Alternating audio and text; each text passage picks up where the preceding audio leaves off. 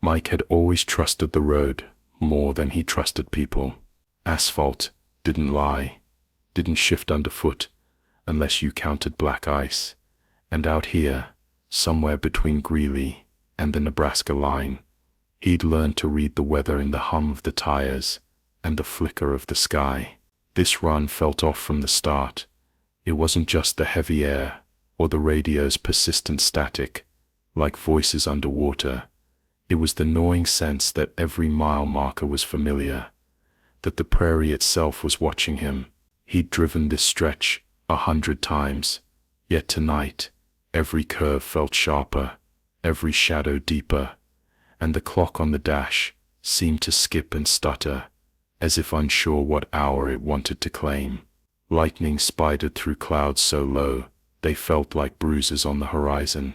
Mike's hands tightened on the wheel, knuckles pale in the dashboard's sickly green glow. The highway was empty, but his mirrors played tricks, red taillights blinking and vanishing, phantom rigs gliding by only to dissolve in mist. He didn't say it out loud, but the thought pressed down. You're not alone, not tonight. He turned the volume knob, but the radio only spat more static, then a few bars of a song he hadn't heard since he was a teenager, cut off by a woman's voice whispering a wordless hush. He was so tired, he told himself, too many back-to-back shifts, too much caffeine, and not enough sleep. He rolled down the window, letting night air slap his face. The scent of wet wheat and diesel rolled in, sharper than it had any right to be. For a moment, Mike wondered if he'd drifted off, just for a second.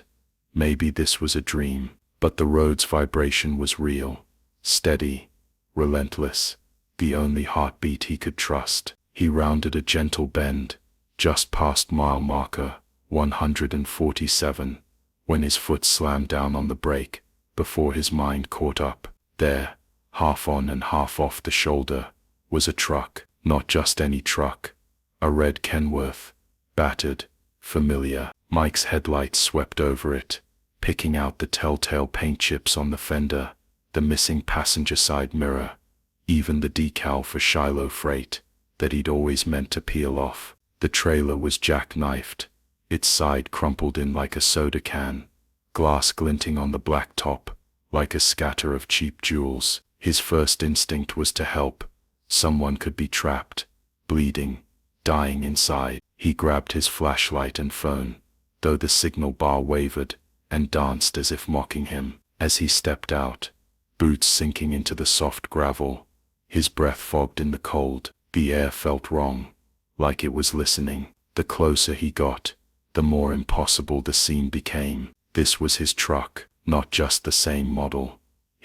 There was the chip in the step, where he'd once dropped a ratchet. There, hanging from the rear view, was the battered horseshoe he'd carried since Oklahoma, strung on a blue ribbon his daughter had given him years ago. On the passenger seat, still wedged in the torn upholstery, was a battered thermos, the same one he'd refilled in Cheyenne that morning. Mike's heart pounded. Logic bucked against panic. This couldn't be. Someone was pulling a hell of a prank. Maybe he was sicker, or more exhausted than he thought. He shined his light through the shattered driver's window. The cab was empty. No blood, no broken bodies, just a mess of papers scattered across the floor. His logbook lay open, its corners curled, tonight's date circled in blue ink. The time in the log matched exactly when he'd pulled over. Mike reached in, hand shaking, and grabbed the book. It felt real, grainy cold, the ink smudged by rain. His own handwriting, unmistakable. "Hello," he called, voice ragged in the silence. No answer. He walked the perimeter, flashlight beam jittering over the mud-splattered tires and the bent plates. Not a soul, no footprints except his own, fresh and solitary in the soft earth. The wind picked up, carrying the sour stench of antifreeze, and something acrid, burned rubber, maybe, or a warning he couldn't translate. Mike's mind raced. Had he sleep-driven, blacked out and crashed, only to wake up in the past? Was he having a breakdown, lost in the overlap of memory and reality. He backed away, nearly stumbling, and turned to look at his own truck, still idling 20 yards up the shoulder, marker lights blinking patiently. There was no mistake. 2 identical rigs, one alive, one gutted and silent. He glanced back at the wreck, fighting the urge to run. No matter which way he looked, the details added up to only one conclusion. This was his truck, dead on the roadside, with his story scattered across the dash, and his name etched into the disaster. And above him, the sky pressed lower, as if waiting for him to make the next move. Mike staggered backward, breath coming fast, cold sweat gathering at his brow. His flashlight wobbled in his grip, throwing wild shadows across the crushed cab and the shattered windshield. The air felt electric, like a charge was building, ready to snap. He couldn't stay near that wreck, not another second. He hurried back to his own truck, his boots slipping in the wet grass, eyes darting between the 2 machines, as if one might disappear when he blinked. His own rig stood there, undisturbed, engine humming, marker lights a patient constellation in the dark. Mike's hand shook as he yanked the door open and climbed in, slamming it shut behind him, as if that thin shell of metal and glass could protect him from the impossible. Inside the cab, the familiar clutter was somehow reassuring. His jacket thrown over the passenger seat, his duffel bag wedged behind the seats, the CB radio still hissing static. He checked for his thermos, his horseshoe, his battered logbook, all there, his world untouched. Yet the logbook in his lap, the one from the wreck, rested heavy and cold, pages curling in his palm. He held both books side by side. The handwriting was identical. The entries for today matched, line by line. Only the final note differed. In the copy from the wreck, a message in blue ink stared up at him. "Don't look back." Mike's skin prickled. He set both books on the dash, hands trembling, and stared out the windshield. The other truck, his dead twin, sat motionless in the beam of his headlights, every detail still perfect, still wrong. He fumbled for his phone, desperate for any connection to the world outside this nightmare. The signal bar flickered, cycling between 0 and 1, the screen's clock resetting to midnight, then 1:42, then blinking out. He tried to call dispatch. No ring, just dead air. The phone buzzed, then played a garbled echo of his own voice, so warped and faint he almost didn't recognize it. He stared at the CB, then pressed the button. "Breaker 19. Anybody out there?" His voice cracked. This is Mike, westbound on 80, just past marker 147. Can anyone hear me?" The static deepened. For a moment he heard nothing but his. Then, a faint voice, his own, impossibly, replied, "Don't leave the road." Mike's heart stuttered. He let go of the mic, staring at it, as if it might bite him. He tried to start the truck, to just drive away, and pretend this never happened. The engine rumbled obediently, gauges springing to life. He pulled back onto the highway, tires crunching gravel, hands clutching the wheel so hard his knuckles ached. The road stretched ahead, black and gleaming in the mist. He stole a glance in the mirror. The wreck was still there, receding into darkness. With every yard, tension eased from his shoulders. He just needed to get away, to put miles between himself and whatever impossible thing he'd stumbled across. But after only a few minutes, the landscape started to twist. The same mile marker flicked by again, 147, then 148, then 147 again. The same clump of cottonwoods appeared on his right, then vanished, then reappeared. The radio blipped, then played that same fragment of a song, cut off by static, and that woman's whisper. He gritted his teeth, pushed the accelerator, willing the world to change. A cold patch of fog rolled across the highway, sudden and thick as smoke. Mike slowed, squinting into the gray, headlights barely piercing the veil. Shapes drifted in the mist, maybe fence posts, maybe figures, impossible to tell. His skin crawled, he gripped the wheel, pressing on, until the fog thinned and the world snapped back into focus, and there, impossibly, was the same wreck. His truck, gutted and gleaming wet, scattered glass, catching the beams. He hit the brakes, chest pounding, staring as disbelief turned to dread.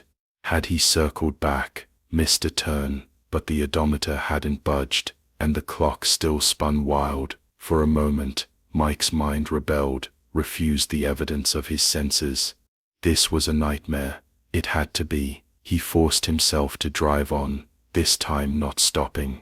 The road bent, wound through a shallow dip, and rose again. Same landmarks, same trees. The radio spat static, then another snatch of his own voice, urgent and afraid.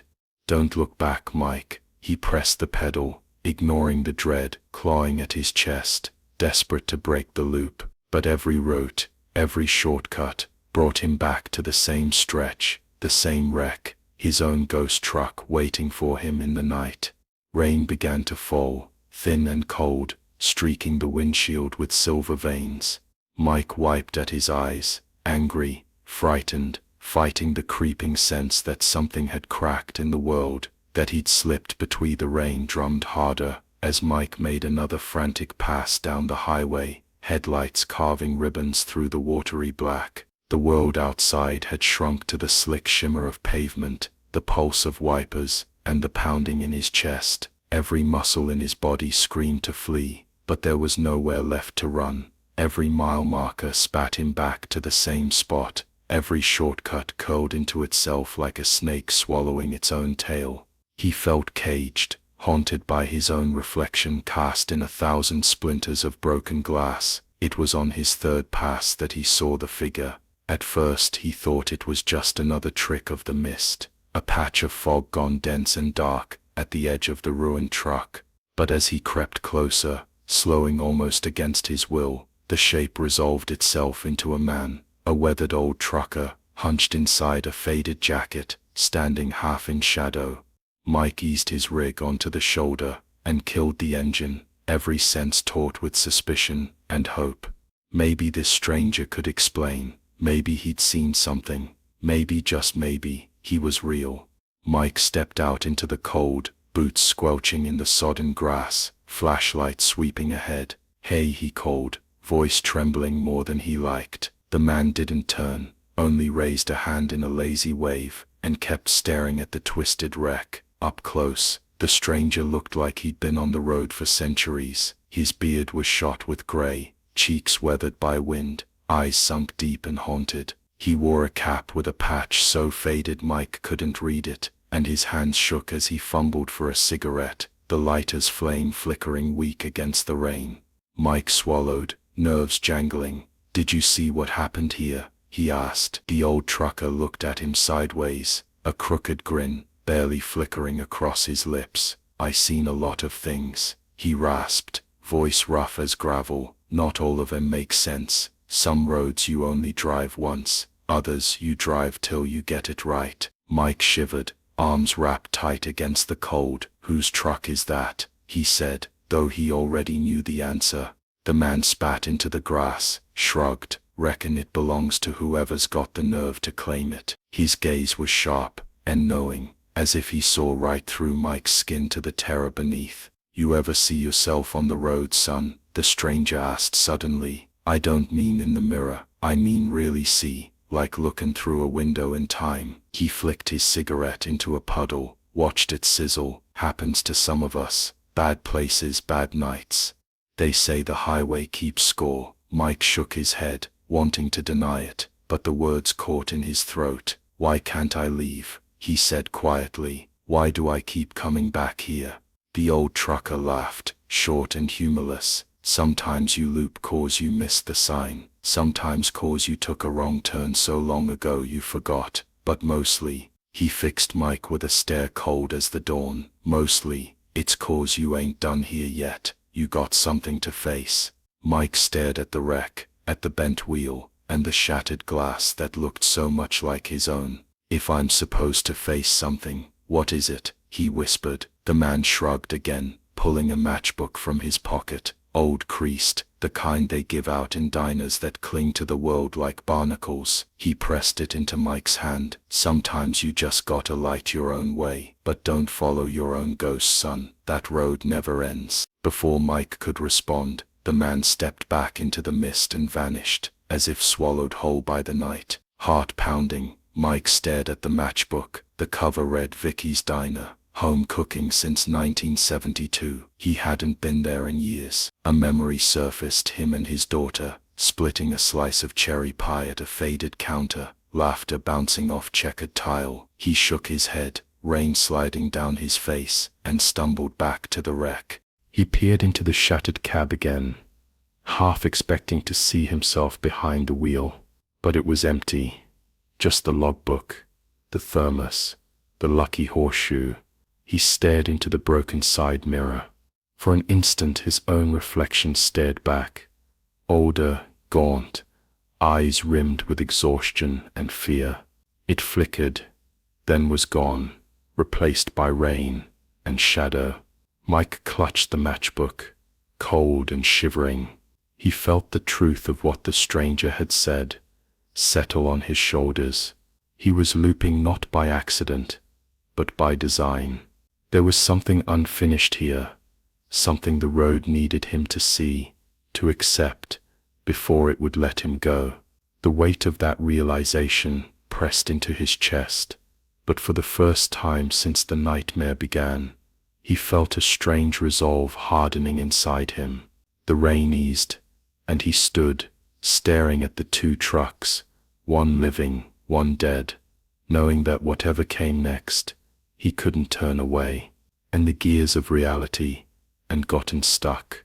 The road was no longer a map, but a maze, and somewhere in its endless turns, he was losing himself. Mike stared into the darkness, where the old trucker had vanished, the words still echoing inside his head, like a warning he couldn't shake. Don't follow your own ghost. His hands clenched the matchbook, thumb brushing the rough cardboard, trying to ground himself in something real. The storm had quieted, but the world around him felt thin, stretched tight, like he was walking the edge between two lives, two endings, neither one quite letting him go. The headlights from his own truck flickered as if on cue, a brief power surge making the whole cab shudder. Mike hurried back, boots squelching in puddles, every nerve alight. Inside, he slammed the door and locked it, a foolish gesture. What could a lock do against whatever had pulled him into this nightmare? Still, the familiar routine calmed him. He wiped rain from his face, checked the logbook and thermos once more, as if proof of his own existence lay somewhere in the pattern of small, ordinary things. The clock on the dash spun again, then froze at 3:13. Mike turned the key, but for the first time all night, the engine refused to start. Instead, the radio came alive with a burst of static, followed by fragments of his own voice, layered and overlapping, panicked, pleading, almost sobbing. Don't look back, Mike. Wake up. It's not too late. Don't. Then a burst of static so loud it hurt, and silence. Mike slammed his fist against the steering wheel, his breath ragged. He squeezed his eyes shut, desperate for a way out. This can't be happening, he thought. It's not real. But every sense told him otherwise. The chill in his fingers, the ache in his shoulders, the scent of oil and rain, and the coppery tang of fear. He opened his eyes and stared at the matchbook in his hand. Light your own way, the old man had said. He struck a match, watched it flare, small, defiant, bright. The flame danced in the darkness, casting flickering shadows against the windows. For a second it seemed to push back the gloom, making the cab feel just a little less haunted. With the match burning low, Mike looked out at the wreck once more. A surge of determination jolted him. He pushed open the door and stepped into the storm-lit night, boots crunching broken glass. He walked straight to the wrecked cab, and heart pounding, climbed inside. He felt the wet vinyl of the seat, the stickiness of spilled coffee, the chill that seeped up from the floor. Everything here was a mirror. His past mistakes, his regrets, the life he'd driven too fast and too far. He pulled the logbook from the dash, flipped through its pages, and saw his own handwriting over and over. Each run, each rest stop, each deadline missed or met. But now, as he turned to the very last page, he saw something new, a memory that didn't belong, written in the margins, a date from years ago, the night he'd almost died, skidding on black ice near Rawlins, the truck spinning, the world whiting out in a blur of terror. He remembered crawling from the wreck, gasping in the snow, promising himself he'd change, he'd slow down, call his daughter, make things right. But he hadn't. The years had blurred. The calls came less often. The road swallowed everything he meant to say. Was that what this was? Some kind of reckoning? A chance to face what he'd left undone? His hands shook as he wrote in the margin, "I forgive you. Don't be afraid." As he set the logbook down, the wind rose, slamming the cab door shut behind him. The impact jarred something loose.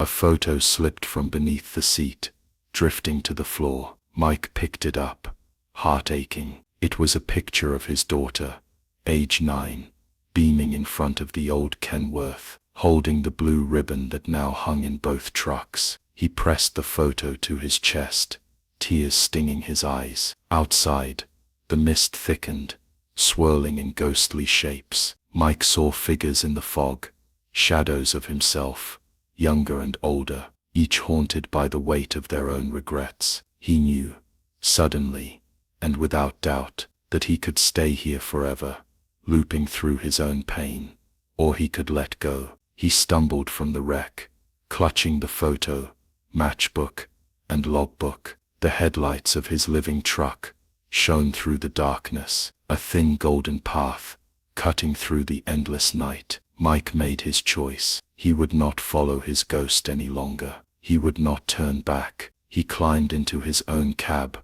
heart hammering. The engine roared to life on the first try. As he pulled onto the highway, the clock flickered, then finally began to tick forward.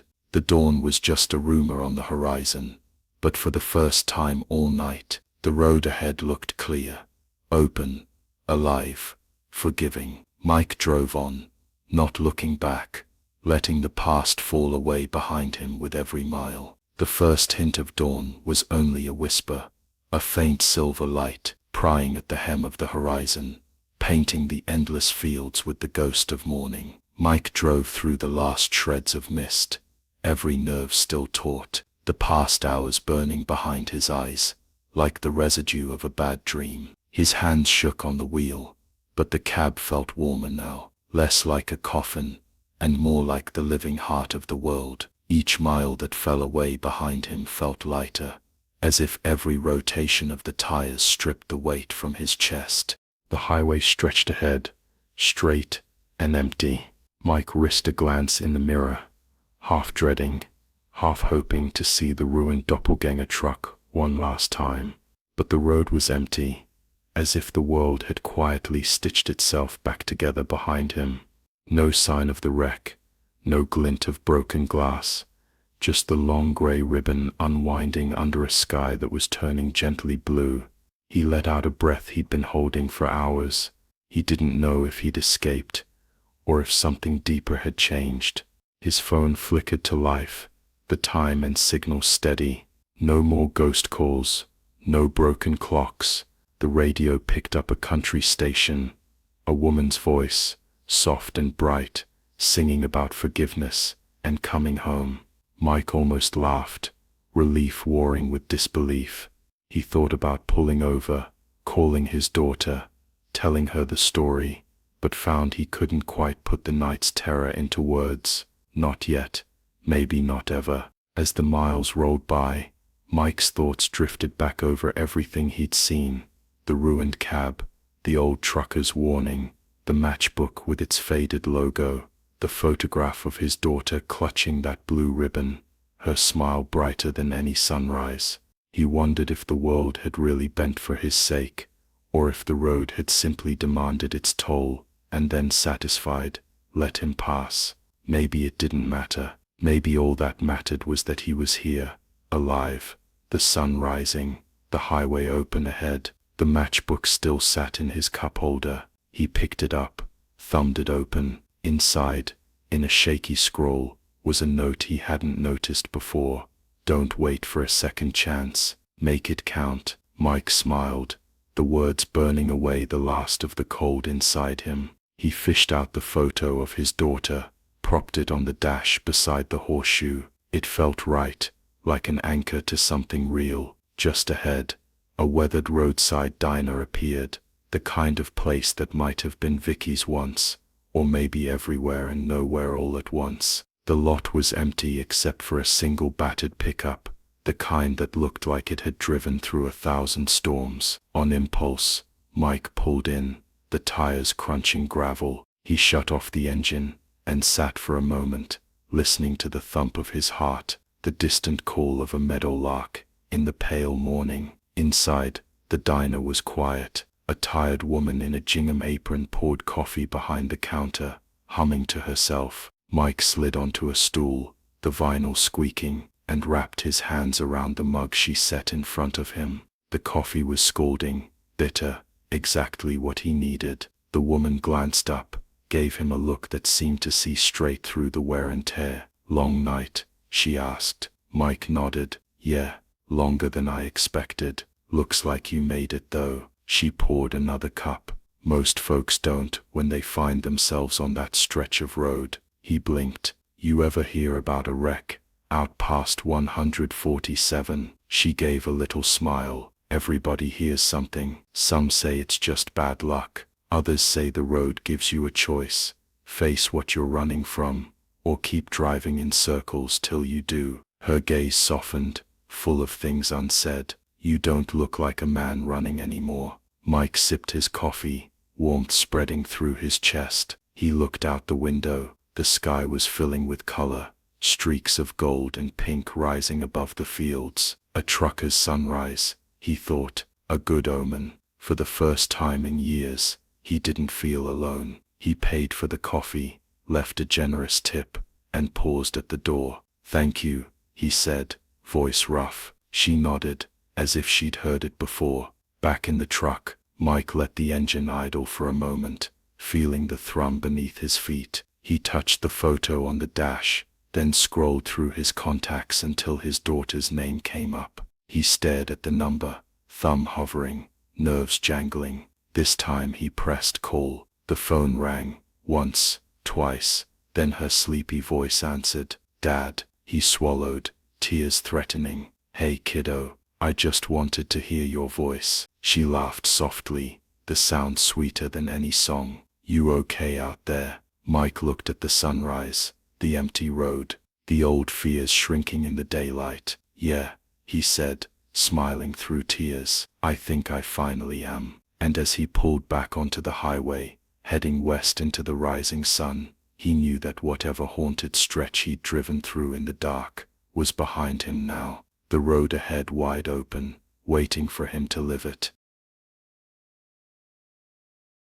Ray had driven through 1,000 nameless towns, places where the lights burned all night for nobody, where the gas station felt like the center of the universe, where strangers watched from behind thin curtains as the rigs rolled by.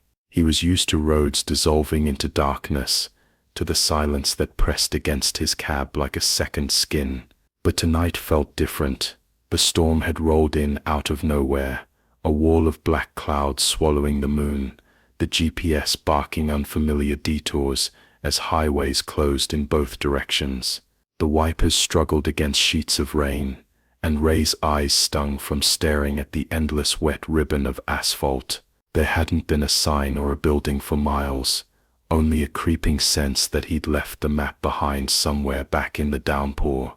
His hands flexed on the wheel as he slowed to peer at the next intersection, looking for any marker, any clue.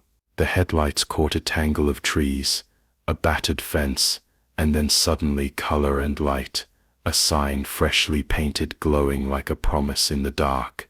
"Welcome back to Elmswood," it declared, letters trimmed in gold, the wood beneath glossy and unmarred by weather. Ray blinked. Welcome back. He'd never been here in his life. The name didn't ring a bell, not from a childhood story or a trucker's tale or any late-night talk on the CB. Still, he felt a flicker in his chest, an uncanny déjà vu so sharp it almost hurt. The road narrowed, winding between lantern-lit maples and quiet porches, as if funneling him straight into town.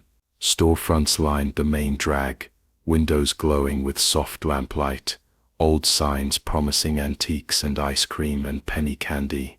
For a moment it felt as if the storm had never existed. The streets here were dry, swept clean, not a single branch out of place. He slowed to a crawl, rolling past the post office, the hardware store, and a whitewashed church with its bell frozen in mid-peal. It was late, but every window was bright, every porch swing empty, and Ray felt every eye in Elmswood turn toward his passing truck. At the first stoplight, an old thing, glass lens warped by decades of heat and rain, Ray's gaze drifted to the gas station on the corner. The place looked straight out of a postcard, pumps under a neon-lit awning, soda machine humming beside a rack of lottery tickets. A man in oil-stained coveralls leaned against the glass, arms folded, watching Ray's truck with a grin that was almost too wide. Ray felt a prickle of discomfort. He checked his mirrors, half expecting to see someone himself maybe, standing just out of sight. He pulled into the gas station, engine idling, and rolled down the window. The attendant sauntered out into the halo of the overhead lights, wiping his hands on a rag, his eyes never leaving Ray's face. "Even in Ray," the attendant said, voice easy as old denim. "Thought you'd swing by sooner or later." Ray froze. The air inside the cab thickened. "Do I know you?" The man just smiled wider, teeth shining in the gloom. "You always say that. Been a while, I guess. Truck still giving you trouble with the left turn signal?" Ray swallowed hard. "Never been here before. Must be thinking of someone else."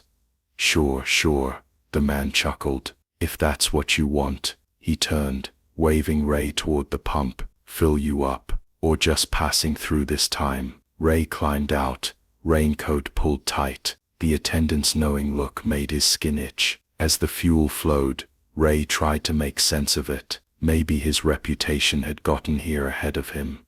Word travels fast in trucker circles, names get mixed up. But the sign, the way the man greeted him, the way the town felt carved from a dream, it all pressed in too close. After paying, he crossed the street to the diner, needing coffee, needing to think. A brass bell chimed as he entered. The place was all red vinyl booths and black and white tile, the air heavy with bacon and cinnamon. A waitress, apron crisp, hair pinned in a tidy swirl, beamed at him.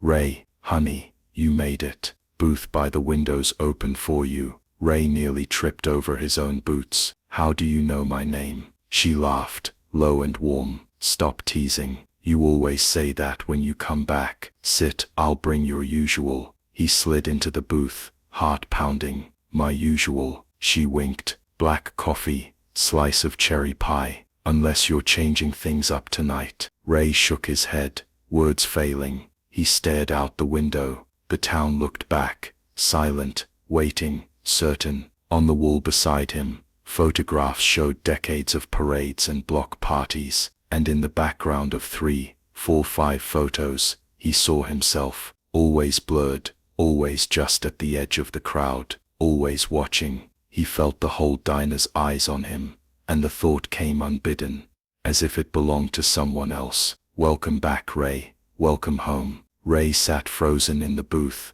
staring at the photographs as the waitress glided off to the kitchen, her heels clicking cheerfully across the tile. The clatter and hum of the diner, seemed to wrap around him, half comfort and half trap. He pressed his palm to the formica table, feeling the chill seep into his skin. The smell of coffee and pie, so homey, so perfectly right, made his stomach knot. He traced the blurred outline of himself in each picture on the wall, trying to remember when he'd ever been in a town called Elmswood. There was nothing, not a flicker of memory, not a ghost of a visit. And yet, there he was, in the corner of every crowd, the face half turned away, or caught in the movement, as if he'd always been just passing through. The waitress returned with coffee and pie. "There you go, Ray, just like old times." Her voice held a familiarity that was almost tender. He tried to keep his tone light. "Do I really come here that often?" She cocked her head, eyes narrowing, a playful glint in her gaze. "You always come back, even when you say you won't. The road circles around, brings you home." He forced a laugh, and took a sip of coffee, hot, strong, as if brewed just for him. He let the pie linger on his tongue, flavors vivid and nostalgic. Something inside him ached, like a song he'd forgotten but that still haunted his dreams. A bell tinkled at the door. An elderly couple entered, glancing at Ray before choosing a booth nearby. "Evenin', Ray," the woman called, as if it were the most natural thing in the world. The man tipped his hat, eyes solemn. "Glad to see you back safe, son." Ray nodded automatically, his heart stumbling. He pushed his plate away and wiped his mouth. Suddenly restless, he pulled out his phone to check the GPS, maybe to prove to himself that this was just another dot on the map. But the screen pulsed and jittered, offering no signal, no data, just a spinning blue dot that never moved from the diner's address. He stood and left a tip on the table, then stepped out into the night. The town seemed impossibly still, each window lit, each porch empty. He felt eyes on him, even when there was no one there. Across the street, the gas station attendant watched from behind the glass, nodding as if to confirm Ray's own confusion. Ray walked the main drag, boots echoing off old brick.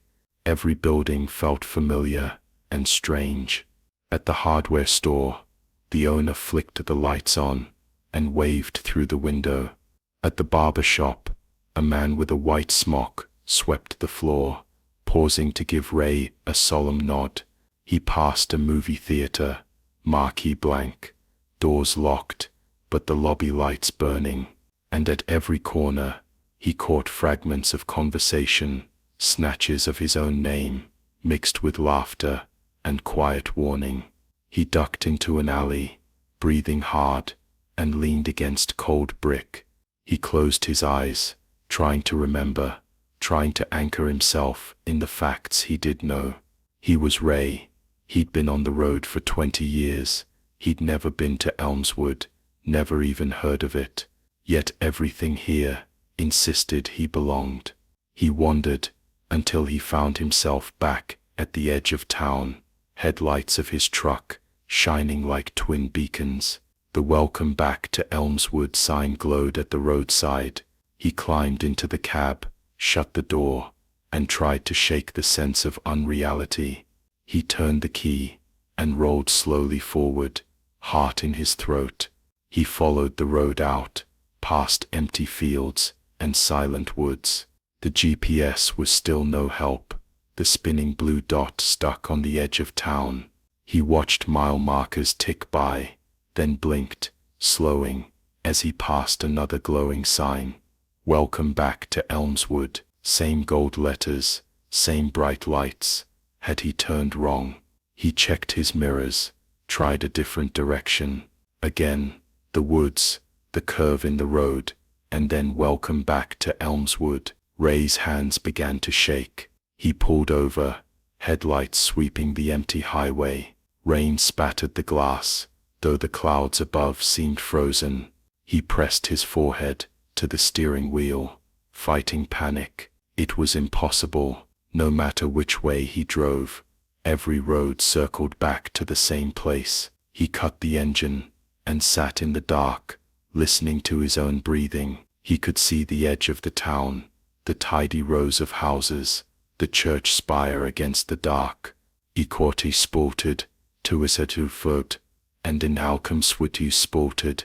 In the quiet, something deep inside him stirred, a sense that this was all a test, a loop, a place meant to trap, or teach, or punish, and through it all, a steady drumbeat of words. You always come back, Ray, even when you say you won't. He lifted his head, looking into the heart of Elmswood, where the lights burned on, and every face seemed to know him better than he knew himself. Ray swallowed, knowing he couldn't leave, until he found out why he belonged to a town he'd never seen, why every sign called him home. Ray sat in the cab for a long time, the low hum of the engine, and the steady drum of rain, the only proof that time still passed. His hands were cold, his heart pounding in a way that made his whole body ache. All his instincts screamed to keep moving, to force his way out of this town-shaped snare.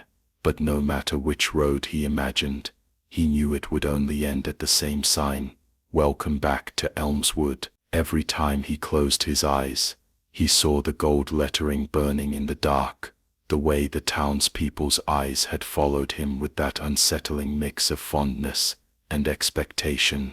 He checked the dashboard clock, but the numbers spun senselessly, flickering from midnight to noon, and back again, never landing on a real hour. His GPS was useless, a blue dot still locked to the diner's address, refusing to budge, no matter how far he drove. He thought of the blurred photographs in the diner, his own face caught at the edge of every celebration, every parade. How could he appear in pictures from decades ago? Was it some cruel prank, or something deeper, more twisted, happening here? Eventually, restless, Ray climbed out of the truck and wandered back toward town. Elmswood was silent, except for the distant whir of a street lamp and the hush of rain on old pavement. He passed the diner, now dark, but not empty, silhouettes lingering in the windows, as if the whole town watched and waited. He followed a crooked alley,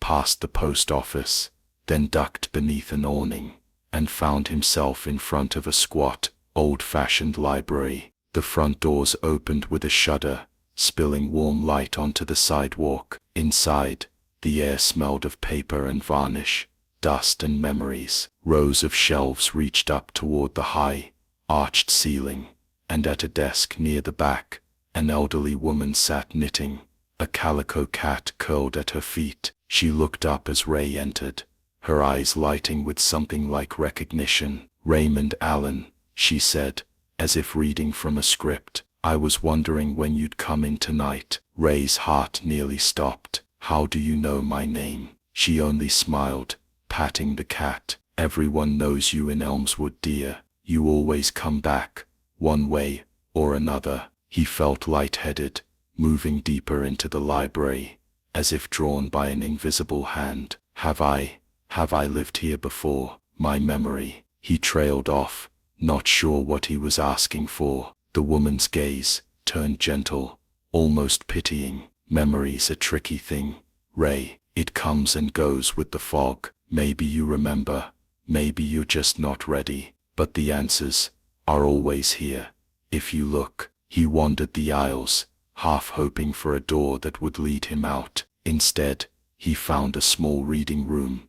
At the back, newspaper clippings covering a corkboard above a battered desk. Most were yellowed and curling. Local headlines about lost dogs, bake sales, 4th of July parades. Then one headline stopped him cold. "Tragic wreck on Maple Street.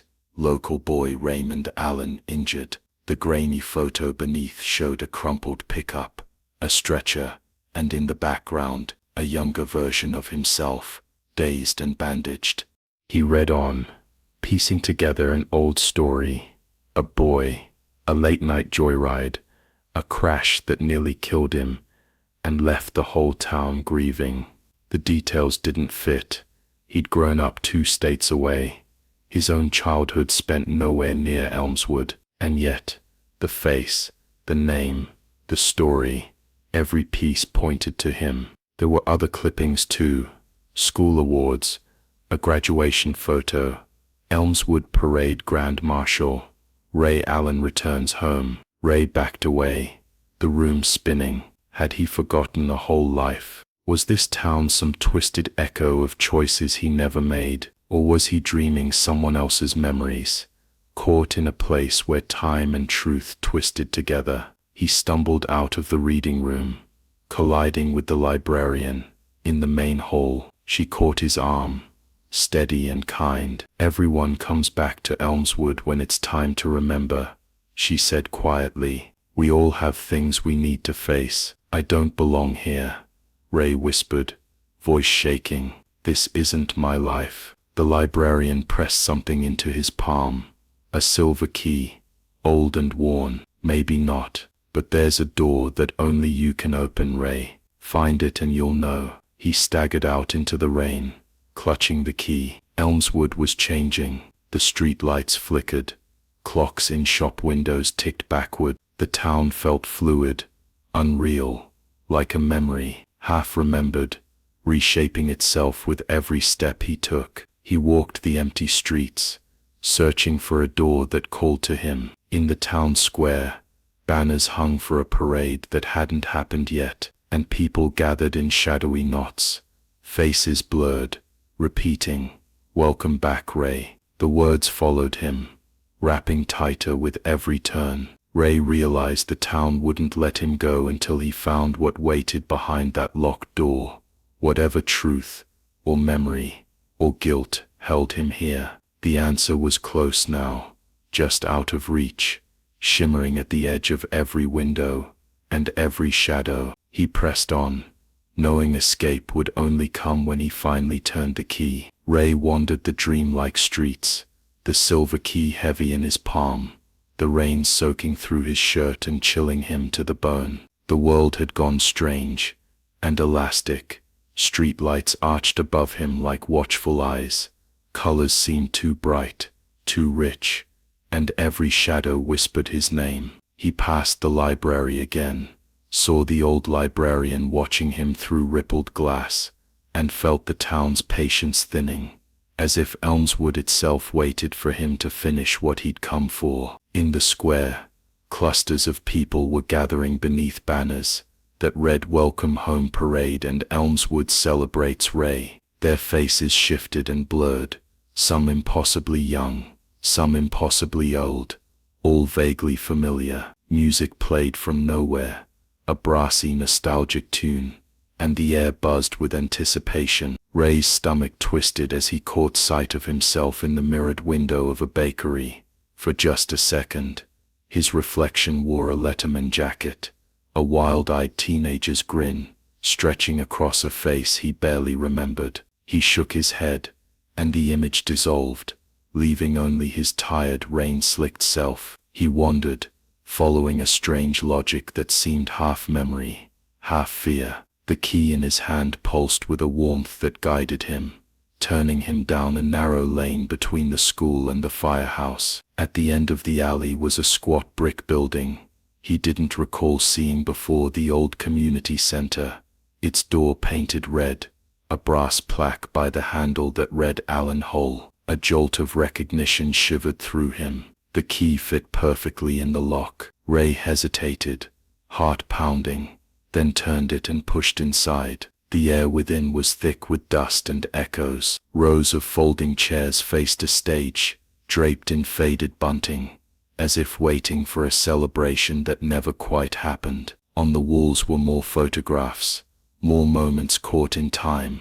There was Ray, always just out of focus, sometimes grinning, sometimes with sorrow shadowing his eyes. A sense of being watched prickled his skin, and he turned to find a figure seated on the stage steps. It was the old librarian, her knitting forgotten in her lap, gaze gentle and unwavering. "You found it," she said. "That's good." Ray approached, knees weak. "What is this place? Why does everything here point to me?" She patted the step beside her. He sat, feeling smaller than he had since childhood. Elmswood is memory, she said softly, a crossroads for the things we leave undone. Some folks visit in their dreams, some when they're lost on the road. For you it's always been both. He shook his head, frustrated and frightened. But I don't remember living here. I don't remember this accident. None of this makes sense. The librarian nodded. Memory isn't always about what we did. Sometimes it's about what we might have done. Paths not taken, lives not lived. Sometimes we carry pieces of someone else's sorrow, or our own regrets, dressed up in different clothes. She gestured to a photo, a parade with Ray front and center, waving to a crowd of cheering children. You always turned away from home, Ray. Always said you'd come back one day. That promise, spoken or unspoken, shapes a life. This place is a reminder. Ray stared at the image, a sick ache blooming in his chest. He remembered the night he'd left his hometown for good, swearing never to look back, leaving behind people who loved him, wounds that never quite healed. He remembered a friend lost in a crash, a letter he'd never written, the weight of words unsaid. It isn't just about Elmswood, is it? He said, voice breaking. It's every place I never went back to, every mistake I tried to outrun. The librarian smiled. Exactly. But memory isn't punishment, Ray. It's a door. You came back so you could forgive yourself, so you could remember what matters, and choose again. The music outside swelled. Through the frosted window, Ray could see the townspeople assembling, waiting for the parade to begin. The sky glowed with a strange golden light, and for a moment, Ray felt the warmth of belonging, the ache of possibility. He stood, wiping rain from his eyes, and turned to the librarian. What do I do now? She reached out, squeezing his hand. You walk out that door, and let yourself be welcomed, or face what's waiting for you. And when you're ready, you let yourself go home, in whatever way you can. Ray nodded, tears blurring the edges of the world. The ache in his chest felt lighter, as if the weight he'd carried for decades was finally lifting. He turned the knob and stepped out into the square. As the parade began, the crowd cheered, calling his name. Confetti rained down, the band played louder, and Ray walked forward, not as a stranger, not as a ghost, but as a man ready to accept his past and let himself be welcomed back. For the first time in years, he felt whole, and somewhere deep inside, he knew the road would finally let him go.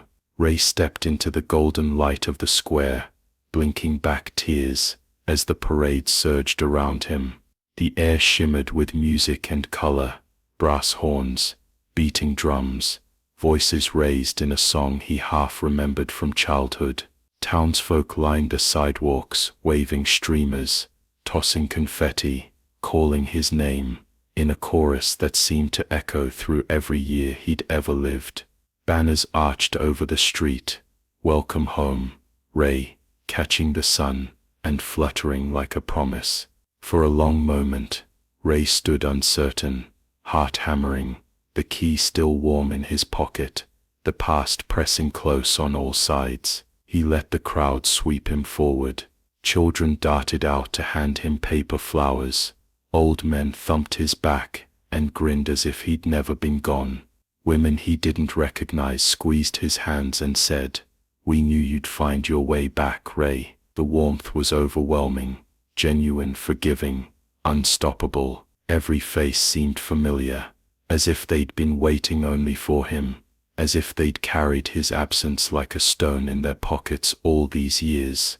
Ray moved through it all in a kind of haze, the world blurring at the edges. He saw flashes of memory, his father's work-worn hands fixing a broken fence, a friend's laughter echoing under summer trees, the bright, weightless moment before the world turned and loss entered like a storm. He remembered every letter left unwritten, every apology unspoken, every goodbye he never dared to say. The ache he'd carried down every mile of highway was raw and bright now, Not shame, but longing, something that had wanted to heal for a very long time.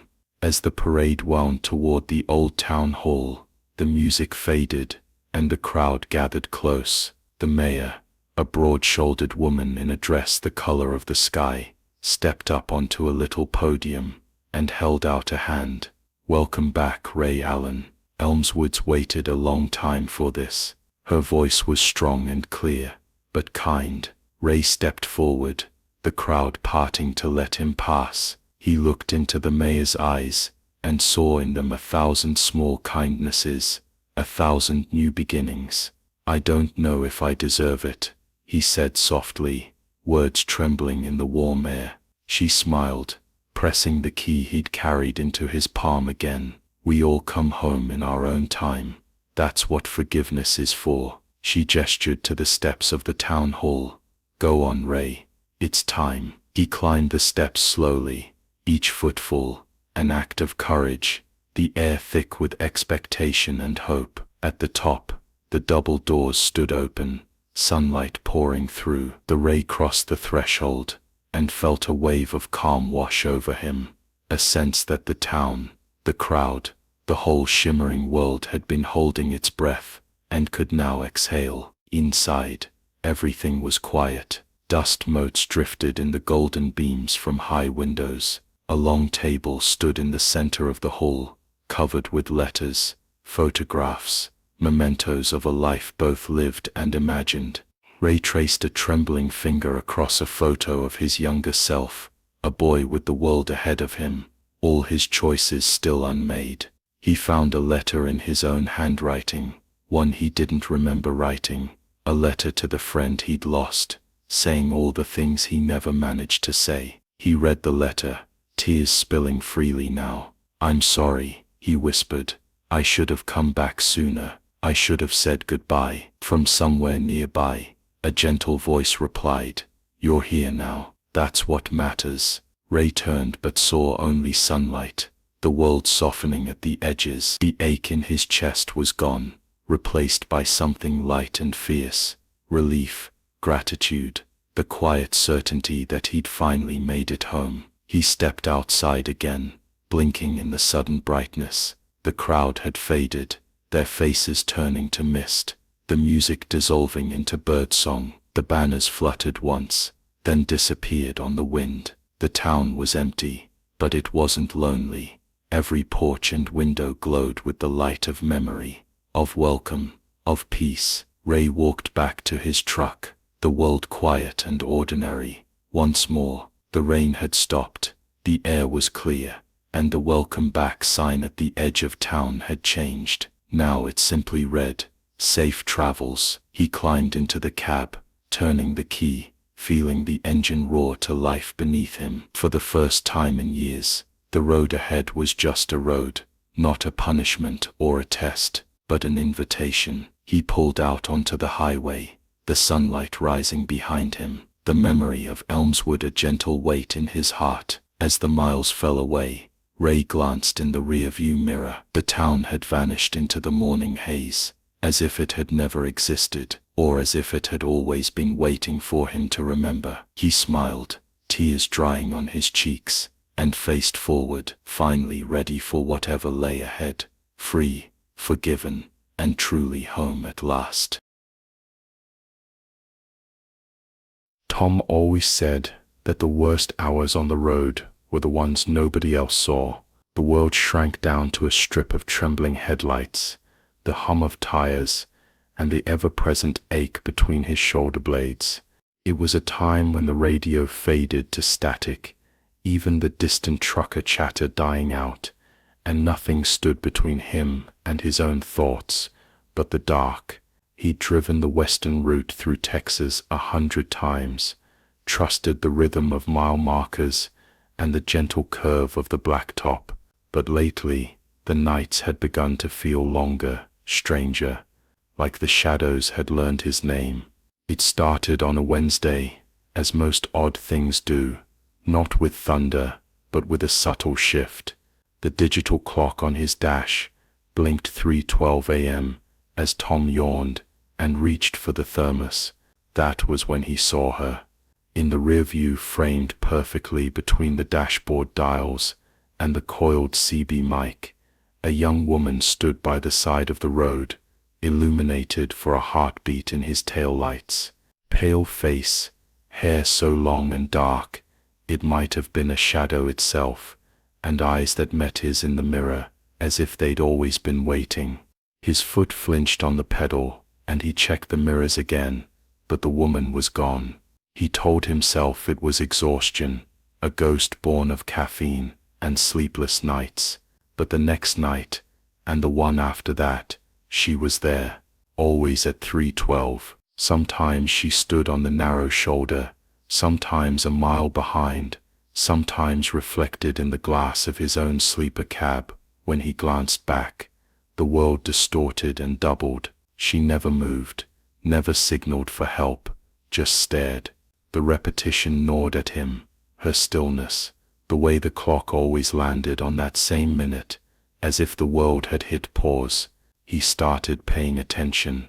When 3:10 crept up, Tom found himself gripping the wheel tighter, breath shallow. Sometimes the air in the cab turned cold enough to fog his breath. Sometimes he'd catch a whisper of lilac, impossible in the sterile cab. The radio, which had offered only static for hours, would crackle alive right at the moment. An old song, a snippet of a voice, the dial shifting as if tuned by a hand he couldn't see. And always, always her face in the mirror, growing sharper with each passing night. He kept it to himself for a week, letting the routine wear grooves in his mind. It wasn't until he nearly veered into the rumble strip at the sight of her that he realized the truth. This wasn't something that would be solved by sleep or skipped with a change in route. The woman had become a part of his nights.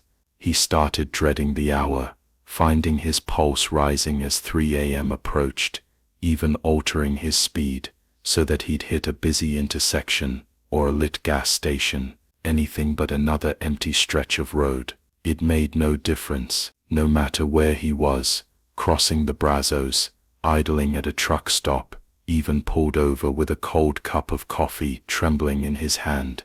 She was there, always reflected in glass or chrome, always at 3:12. Once parked under the sodium lamps behind an all-night diner, he caught her face in the dark edge of his side mirror, lips parted, as if about to speak. By now Tom's friends on the CB noticed he was rattled. "You sound like you're running on empty, man," said Big Stan, his voice crackling through the static. "Something chewing on you." Tom wanted to laugh it off, but the words stuck. Ever see something weird out on 287, like a woman by the road, real late? Stan was silent for a beat. "Can't say I have. You seeing things, Tommy?" Tom almost lied, but then a gravelly voice from a distant channel cut in.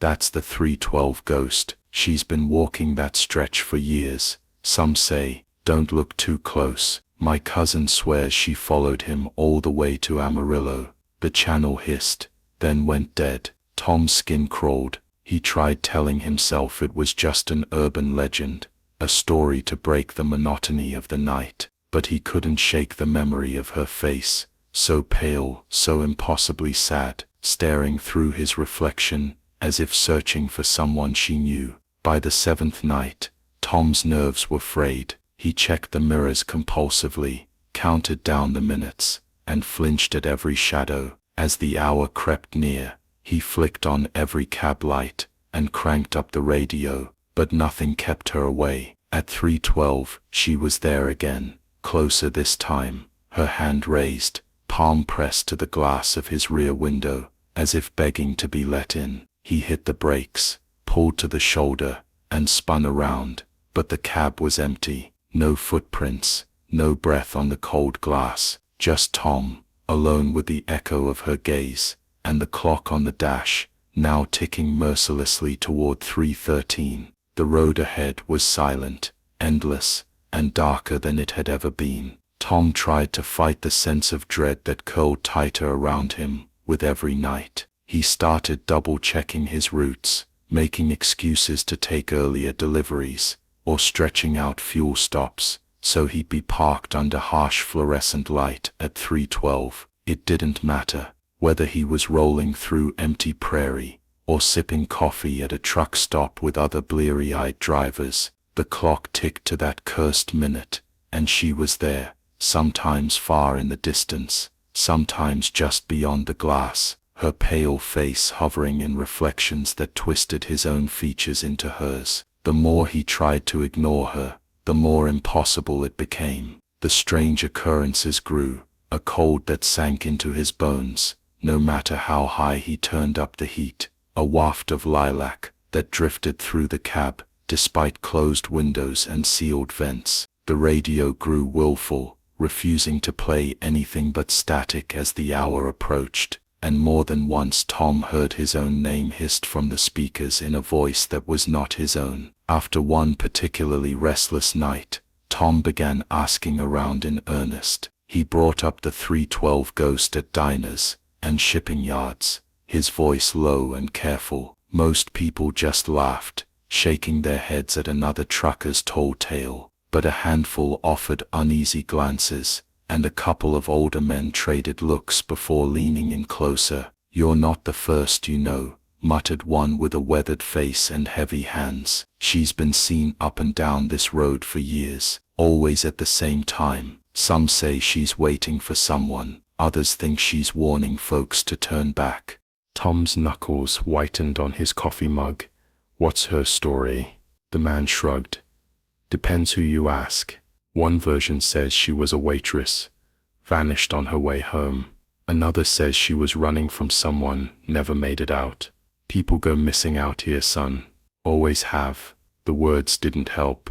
That night, Tom skipped sleep altogether, driving until his eyes burned, determined to push through 312 without so much as a glance in the mirror. But, even with his focus nailed to the road, his skin prickled, and when the minute struck, the air in the cab seemed to tighten, thick with sorrow and the sharp, unmistakable scent of lilac. He risked a glance, not in the rear view, but in the reflection on his phone's black screen, and there she was, blurred and ghostly, eyes pleading. He fumbled the phone, nearly dropping it, heart hammering. It was then the messages started. The next morning, his windshield was laced with dew, but in the condensation on the inside of the glass, 3 words were scrawled in a trembling hand. "Look back." Tom shivered, wiping them away with his sleeve, convinced he was losing his grip. On a delivery receipt, a line appeared under his signature, "Help me." The handwriting was unfamiliar, the ink still damp, the words smudging at his touch. His nerves shot. Tom grew short with dispatchers, quiet on the radio. Friends started giving him a wide berth, chalking up his mood to overwork or a brush with the bottle, but Tom barely touched drink now. The road itself was more intoxicating and more treacherous than anything he could pour in a glass. Even sleep offered no relief. His dreams were filled with cold highways and the faint scent of lilac, and always, the woman's eyes in the dark. One night, desperate for answers, he pulled into a rest stop just before 312 and walked among the empty rigs, hoping distance from his cab would break the spell. But, as the minute struck, the security mirror by the restrooms caught her reflection standing behind him, close enough to reach out. He spun, but the lot was empty. Only the hiss of rain and far-off sound of a passing train for company. The next day, Tom went online, trawling forums and news archives for any mention of missing women along his route. Patterns emerged, a cluster of cold cases stretching back decades, all unsolved, all clustered near mile marker 212, the same stretch he crossed every night. One photo caught him off guard, a faded newspaper clipping of a woman named Lily, missing since 1986, last seen leaving a truck stop at 3 a.m. Her eyes were unmistakable, the pieces clicked together like teeth. Tom realized she didn't want to scare him. She was desperate for someone to see, to notice, to help. The fear curdled into a grim determination. He started leaving his phone on record at 3:12, setting dash cams to capture anything unusual, but time after time, the footage corrupted, the audio dissolving into static or garbled whispers. Still, the messages grew clearer. On his next receipt, "Turn around." On the windshield, a single word, "Please." Whatever haunted him was no longer content to simply appear and vanish. She was reaching out, begging him not just to look, but to remember, to act. And for the first time, Tom found himself wanting to fight, wanting to turn back, to finally face the ghost that had made the long dark highway her home. Tom's world narrowed to a single point of obsession: the hour, the ghost, and the need to finally understand what the haunting meant. Night after night, as 3:12 crept closer, every nerve in his body tensed in anticipation. He drove slower now, not to avoid her, but to ensure he was alert, present, eyes on every mirror, hands ready to grip the wheel at the slightest flicker of movement. The dread that once gnawed at him had become something sharper, like a hook, tugging him toward a truth he couldn't escape. Sleep eluded him. The road and the woman were all he thought about. He tried to capture proof, desperate to ground his experiences in something real. The first week, he set up his phone to record the cab's interior, propped the dash cam to face the rear view, and even rigged a cheap digital recorder to the radio's static. But the electronics turned unreliable. At the stroke of 3:12, footage was corrupted, files erased, batteries drained. Sometimes the only thing left was a fragment, a low, breathy whisper, a flicker of pale skin in a frame, a static image of eyes wide and pleading before the whole recording dissolved into black. The more Tom tried to dig up the story behind the haunting, the more the world outside his cab began to slip away. Friends stopped answering his calls. He let bills go unpaid, skipped showers, lived on coffee and gas station sandwiches. His CB conversations grew short, then disappeared altogether. He was chasing a ghost, and the chase was swallowing everything. He mapped every appearance, mile markers, weather, moon phase, even which direction he was driving. There was a pattern. She always appeared somewhere near mile marker 212, that cursed stretch of highway where the news clippings said Lily had vanished in 1986. Tom became a fixture at local truck stops and diners along that part of the route, hunched over his phone and yellowed newspapers, eyes bloodshot, looking for the missing link. He asked questions, carefully at first, then with a kind of wild intensity that made people edge away. A couple of older waitresses remembered Lily, a quiet girl, polite, always tipped well, always looked over her shoulder, said someone was following her.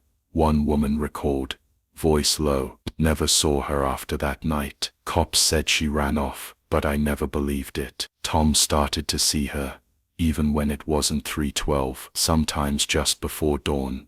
He'd spot her in the condensation on the inside of the windshield. Sometimes at dusk, her silhouette flickered in the rear view, out of place in daylight, but unmistakable. She grew bolder, closer. Sometimes her lips moved in the mirror, mouthing words he couldn't hear, eyes wide with grief or warning. He pressed his hand to the glass once, desperate to reach her. The cold nearly burned his palm. He combed through old police reports and found chilling details. The truck stop where Lily was last seen reported a disturbance that night, yelling in the parking lot, an argument that ended abruptly. Tire marks had been found on the shoulder near mile 212, but no car, no body, just an abandoned locket and a set of keys. The case had gone cold, everyone moving on except the girl herself, it seemed.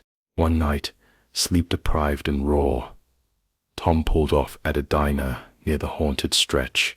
The place was empty, save for an ancient cook watching TV behind the counter. Tom nursed bad coffee and asked, "Did you know her? The girl who went missing back in '86? The cook nodded, his face weathered and tired. Saw her here that night. She was scared, kept glancing at the door, left around 3. Some fella, in a blue pickup, followed her out. He shrugged. Cops asked, but nothing ever came of it. Tom left the diner, in a fog, mind racing with possibilities. If she wanted help, what could he actually do? Find the man? Find her body? Was she lost because the world had forgotten, or because justice had never come? Back on the highway, as 312 approached, Tom felt the familiar cold creep through the cab. The radio fizzed with static, then a whisper, then, clear as day, a woman's voice. Turn around. Tom's breath caught. He checked the mirrors, and this time she was right behind him, closer than ever, tears streaming down her cheeks. The message was clear. She didn't just want to be seen, she wanted to be found. Tom's obsession flared into resolve. He would stop running. He would face her, face whatever waited in the dark. At mile marker 212, he would go back, even if it meant confronting the worst kind of truth. As he turned the wheel and slowed to a crawl, the air thickened with anticipation. The haunting was no longer something that happened to him. It was something he was finally ready to answer. The highway was a silver wound under the moon, empty and endless. As Tom slowed his rig and let the minutes tick toward 312, he passed the familiar shapes of mile markers, each one an omen, each one bringing him closer to that thin, haunted stretch near marker 212. The world outside felt weightless, hollow, as if the night itself was holding its breath. Tom rolled down his window, letting the cold seep into his bones. There would be no more running, no more denying what he'd seen. Whatever the woman in the rear view wanted, tonight he would face her, face the memories and mysteries that clung to this stretch of road like a shroud. He eased the truck to the shoulder, just as the clock on the dash flicked to 312. The engine ticked quietly. In the side mirror she was already there, standing behind the truck closer than she'd ever been. Her dress fluttered in the windless night, hair rippling like black silk. Her eyes found his in the glass, shining with fear and pleading, and Tom felt an ache so deep he had to bite back a cry. The scent of lilac flooded the cab, sweet and impossibly real. The radio fizzed with static, then snapped clear. A woman's voice, brittle and urgent. Please help me.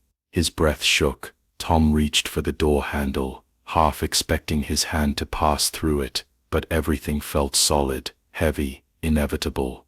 He climbed out, boots crunching on gravel, and walked to the back of the truck, each step harder than the last. The night pressed in, thick with memory, and something unspoken.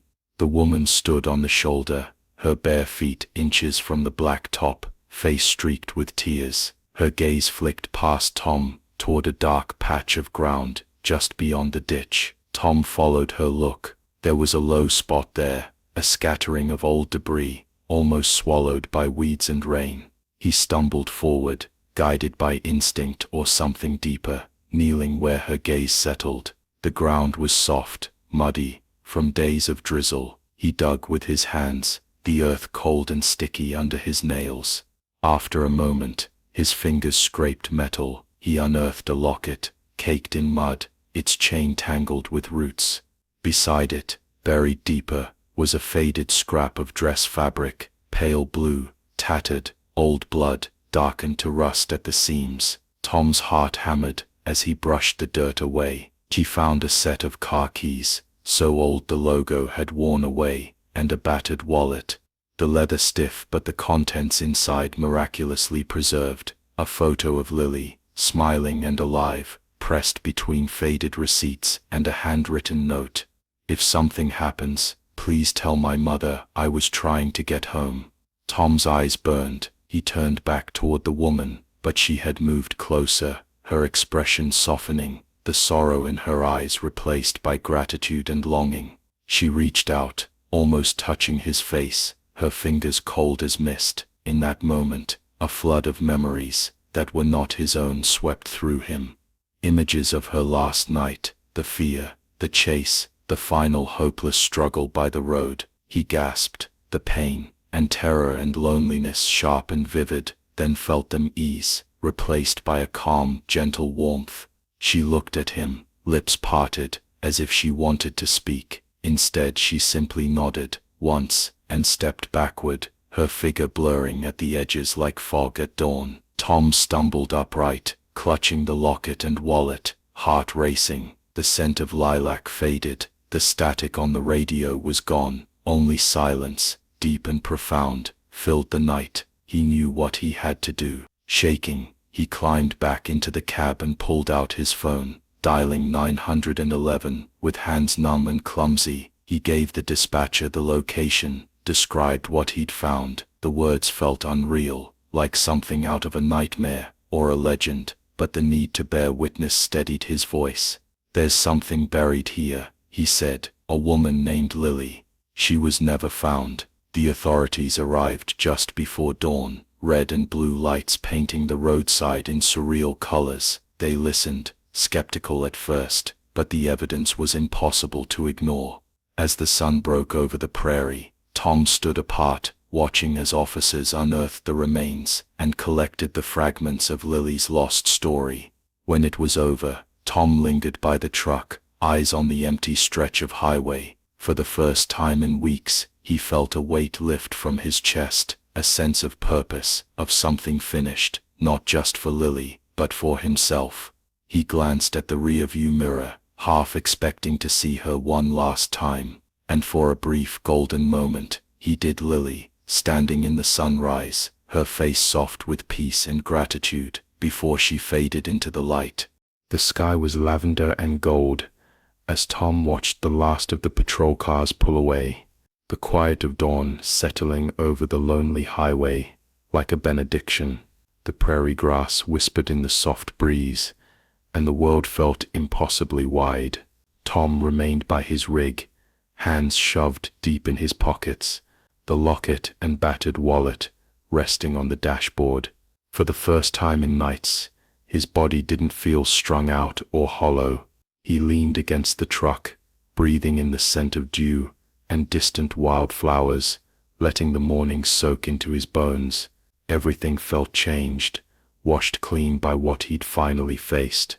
The authorities had thanked him, in their gruff way, for sticking around.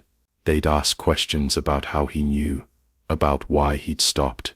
Tom answered as best he could, giving them the facts, leaving out the midnight visions, the woman in the mirror, the chill, and the lilac scent. He kept those details for himself, not because he thought they wouldn't believe him, though he doubted they would, but because some truths belonged only to the haunted and the willing. As the sun climbed, Tom slid back into his cab, the old truck humming like a faithful dog. He stared at the clock on the dash, 6 or 7 a.m., a good hour, a clean slate.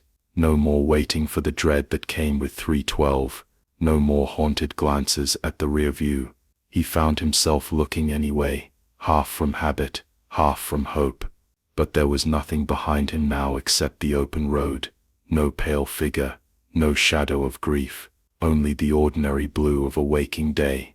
He sat in the driver's seat a while, thinking of Lily, her eyes, the soft shape of her face, the plea that had echoed in the silence of every night. She was at rest now.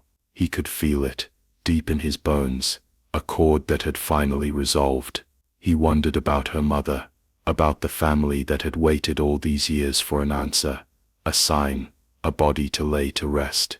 He'd made sure the note was given to the officers, asked them to contact the next of kin.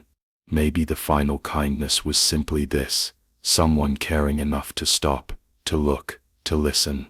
Tom pulled onto the road, as the day brightened, sunlight flashing on the dew, and turning the asphalt to silver. The miles rolled by beneath his wheels, the hum of the engine steady, comforting. He found himself humming, tapping the wheel to an old tune.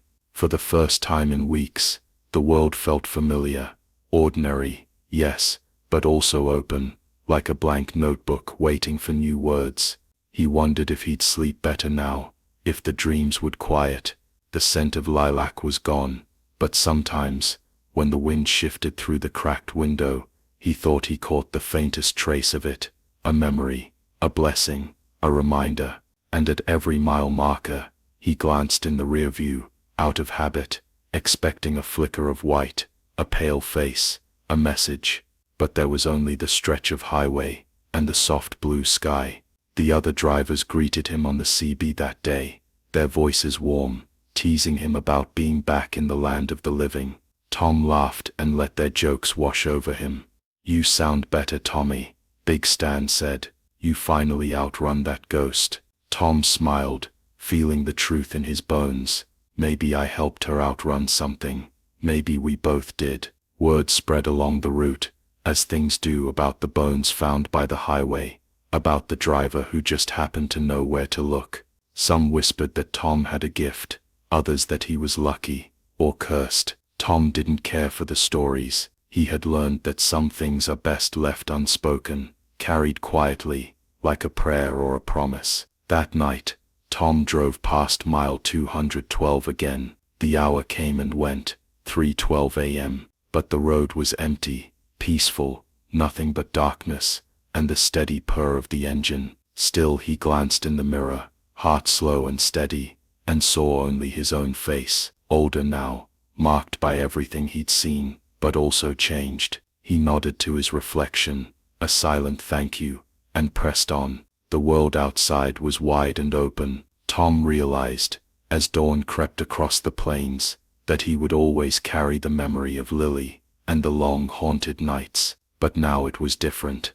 The ache was gentler, touched by something like grace. He'd done what he could, answered a call that had gone unanswered for decades, and in doing so, found his own kind of peace. As the first trucks of morning passed him on the highway, Tom lifted a hand in greeting, watching the world wake up. The sun burned the dew off the fields, the horizon bright and limitless, and Tom drove on, free at last. No ghost in the glass, no chill in the air, only the endless forgiving road, and the promise that some lost souls once found can finally go home.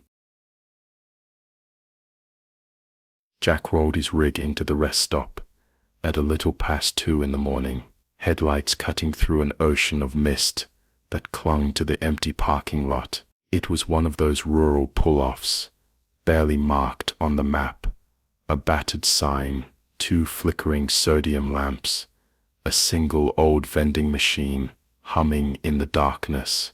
The world seemed held together by silence and dew. Jack killed the engine, letting the rumble fade, the quiet settling over him like an old coat. He'd been driving since sundown, muscles sore, eyelids heavy, hauling 30 tons of produce bound for the next state line. All he wanted was to stretch, smoke, and maybe grab a burnt coffee before pushing on through the rest of the night. He stepped down from the cab, boots crunching gravel, and rolled his shoulders. The air tasted of damp earth and something sharp, ozone maybe, or metal. He made for the benches near the vending machine, but someone was already there, an old man in a threadbare parka and dirty cap, hunched over a styrofoam cup, eyes lost in shadow. Jack thought nothing of it. Truck stops and lonely travelers went together, like bad roads and busted shocks. He was lighting a cigarette when the old man looked up. His eyes were oddly bright, cold and blue, and they fixed on Jack with a kind of wary amusement. "Still hauling corpses?" the old man asked, voice gravelly but clear, as if they were picking up an old conversation. Jack blinked, caught off guard. "What's that now?"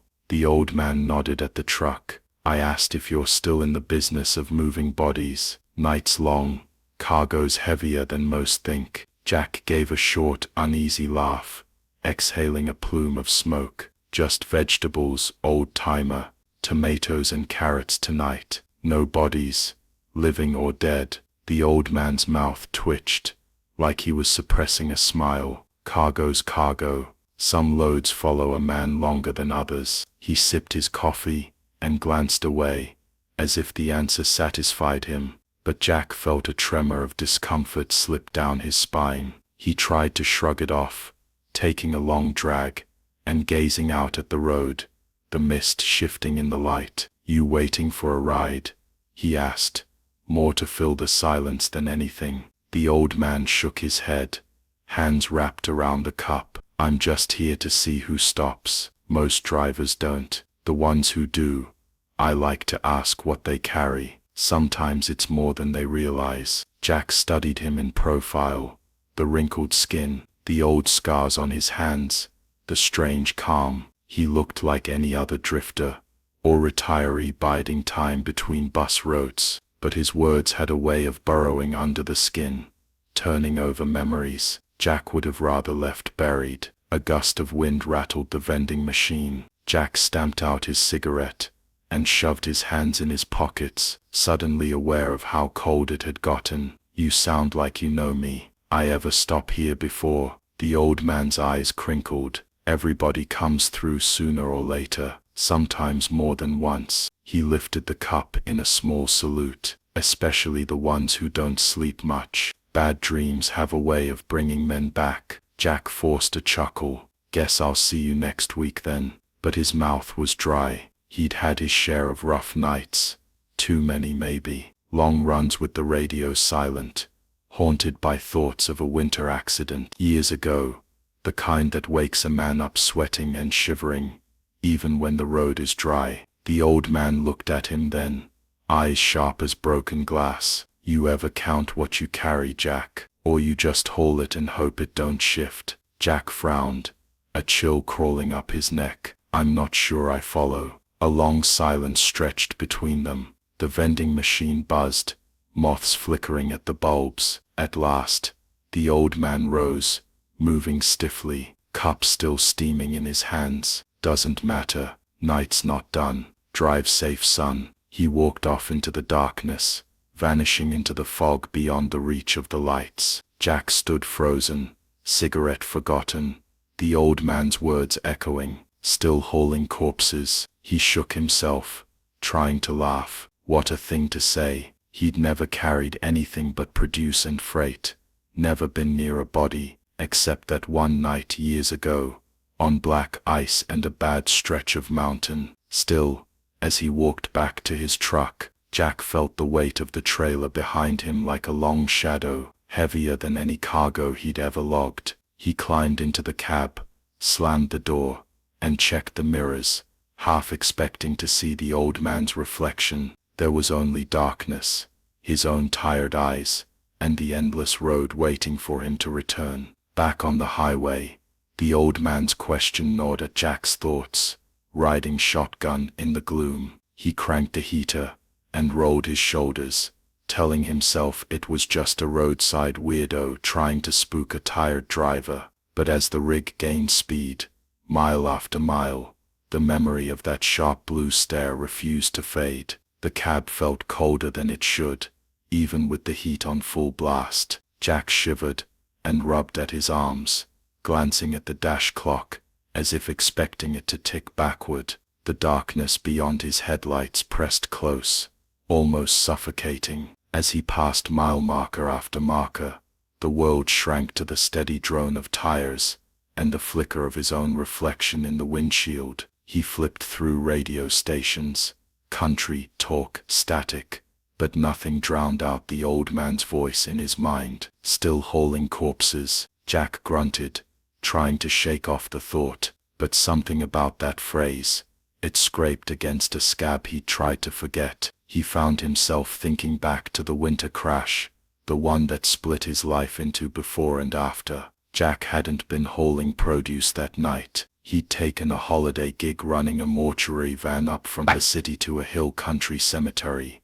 3 zipped bodies in the back, the road slick with black ice. He remembered the endless darkness, the way the wipers barely kept up, the sudden sickening loss of traction. The van had spun, flipped, left him crawling from the wreckage with blood in his hair and frost on his breath. He'd survived barely, the cargo had not. He didn't like to think about it, but sometimes on empty highways, flashes of that night would surface in his dreams. The twisted van, the white sheets, the sense that someone had left the scene with him. He dismissed it all as survivor's guilt, the price paid by anyone who kept strange hours and worse company.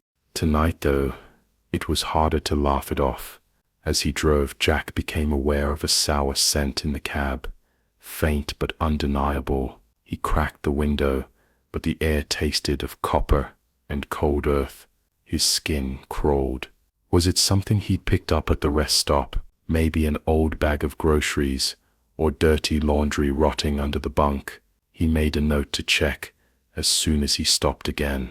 His headlights swept over a patch of frost along the shoulder. Jack's eyes narrowed. It hadn't dropped below freezing in days, and the thermometer on the dash said 44. He glanced back at the cargo manifest, lying on the passenger seat. For a second, the paperwork seemed unfamiliar. In the dim light, the neat print blurred, names and numbers rearranging themselves. Was that his name, scrawled across a column labeled Final Delivery? He blinked, and it was gone, just the usual list of produce, signed and initialed like always. He reached for the radio, needing some distraction. Breaker 19, anybody rolling north on 81 tonight? A moment's silence, then the reply, copy Jack. You hear anything weird at the rest stop?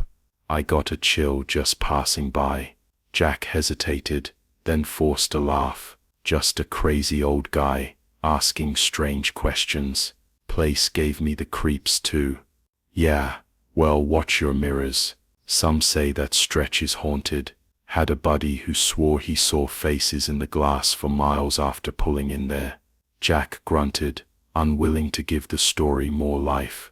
He signed off and turned his focus back to the road, but a prickling sense of being watched crept up his spine. He checked the mirrors, one by one, nothing but empty darkness, and the glow of taillights behind him. Yet, as he watched, a patch of condensation formed on the inside of the sleeper cab window, slowly outlining the faint shape of a handprint.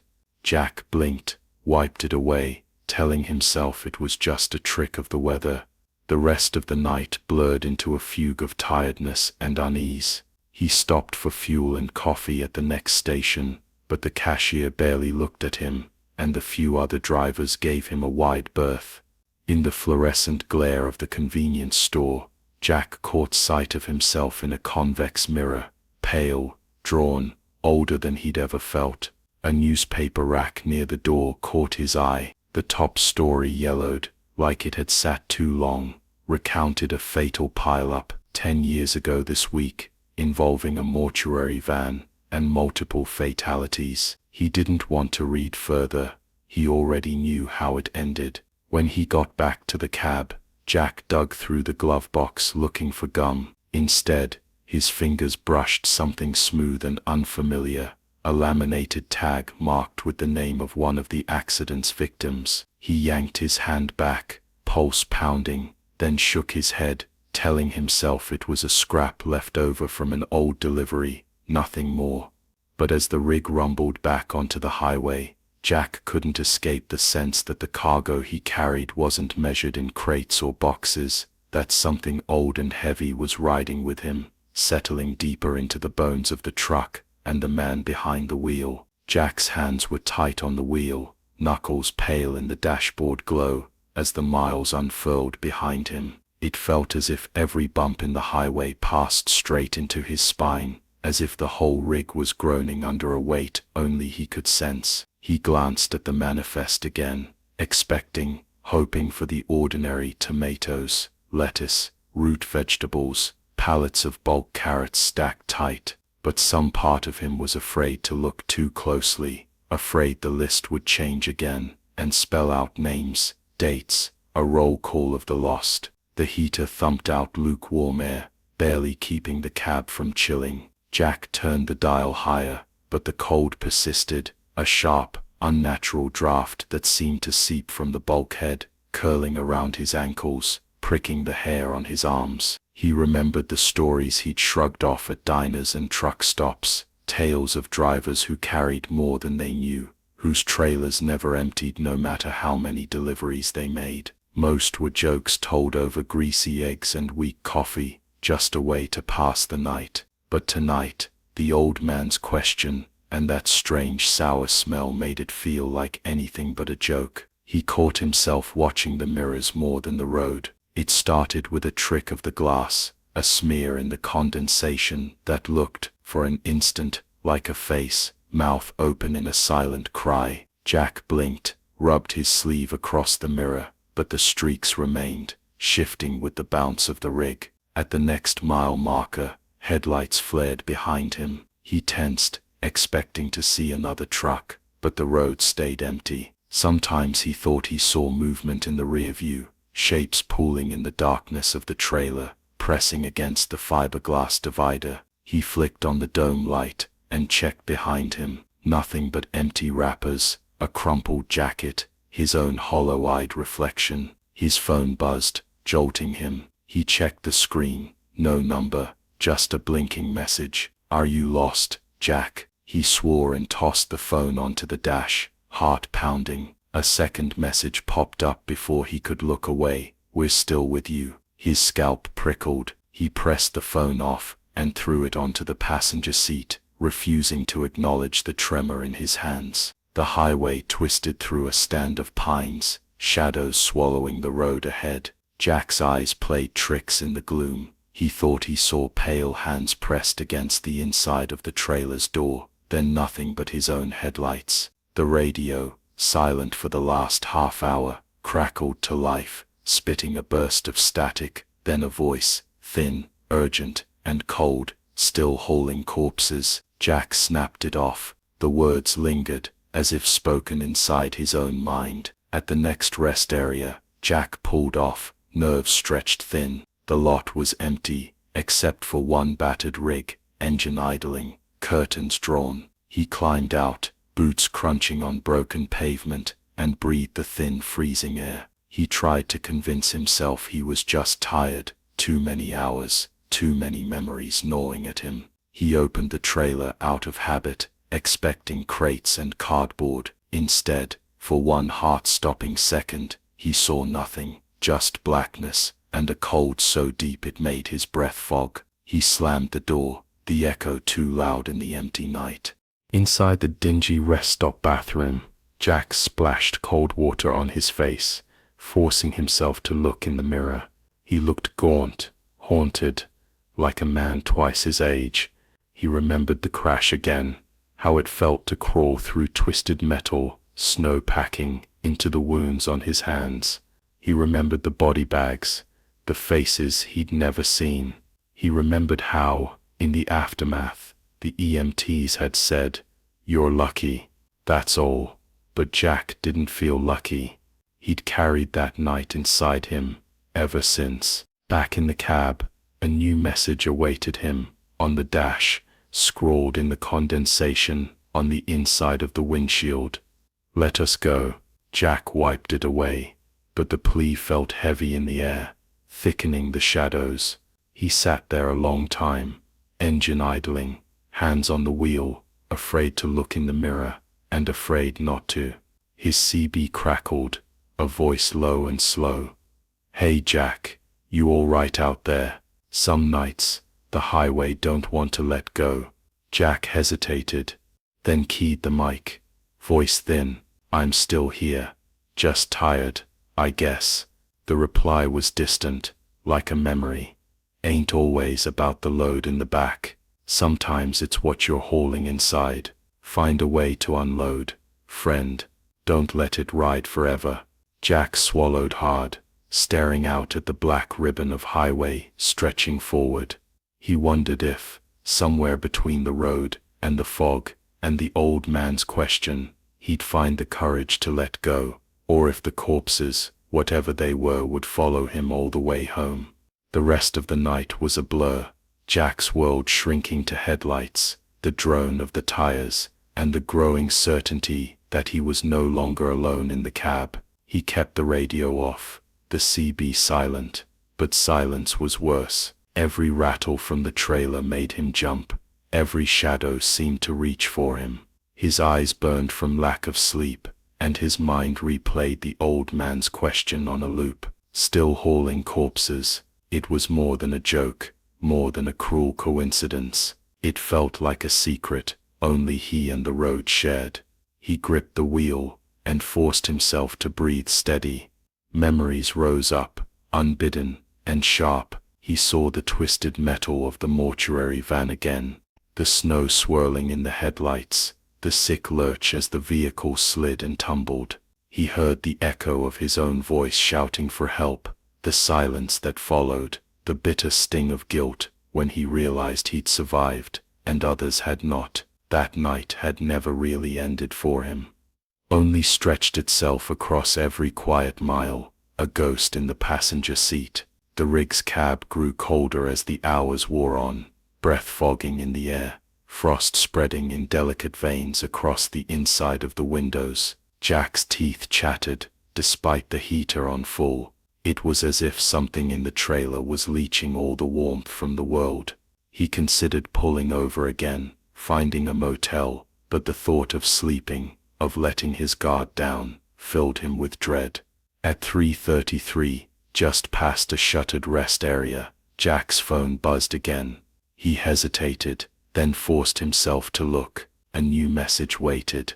"Let them go, Jack." The screen flickered, and the cab lights dimmed, plunging him into a strange half-dark. Jack stared at his reflection in the glass, a face hollowed by fear, shadowed by grief. Behind his shoulder, just for an instant, he thought he saw the outline of another face, eyes closed, mouth slack in sorrow. He spun around, heart thudding, but the sleeper bunk was empty. That was when he decided he'd had enough. He couldn't outrun what followed him, couldn't drive the ghosts away with speed, or silence, or denial. He needed answers, or at least a reckoning. He checked the map, and saw the old rest stop wasn't far, the one where he'd met the strange old man. Maybe he'd find him there again. Maybe finally, he'd be able to unload what he'd carried for too long. Jack turned the rig around, the empty highway eerie beneath the moon. He drove in a daze, headlights sweeping over cracked pavement and tangled weeds. The miles fell away, time stretching and contracting, until he wasn't sure if it was minutes or hours before the familiar sign loomed out of the dark. The rest stop looked unchanged, lost in the mists, the vending machine humming, the same battered bench beneath a flickering light. He parked, engine idling, and stepped down onto the cold, wet ground. The world felt hushed, suspended between heartbeats. On the bench sat a figure, at first just a shadow, but as Jack approached, he saw himself, older, grayer, the face he wore in his nightmares, haunted and tired beyond years. Jack's breath caught. "What is this?" he whispered. The older version of himself looked up, sadness etched in every line. "It's what you've carried, Jack. Guilt, sorrow, things you never said. You can't run forever." Jack's knees nearly buckled. He sat beside his double, the air so cold it ached in his lungs. "I tried to move on. I thought if I kept driving, kept busy, it'd go away." The older Jack shook his head. "You never let them rest. You never forgave yourself for living when they didn't. You kept hauling them with you, mile after mile, night after night." A shiver ran through the air. Jack looked at the trailer, at the long shadow it cast in the flickering light. He thought of the faces in the frost, the voices in the static, the sense of weight that never left his shoulders. "What do I do now?" he asked. His older self met his eyes, gaze gentle and firm. "Let them go. Say their names. Remember them, and then let yourself be free." Jack sat there, whispering the names he remembered, the ones from the accident, the ones from a lifetime on the road. He spoke apologies and goodbyes, his voice trembling but clear.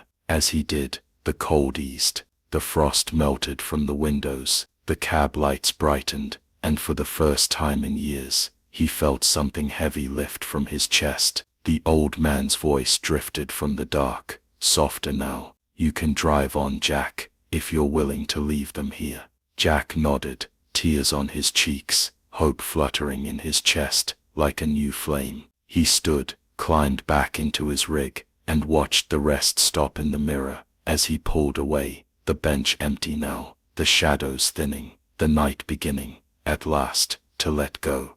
Jack merged back onto the highway as the first hints of dawn streaked the sky, pale blue overtaking the velvet black of night.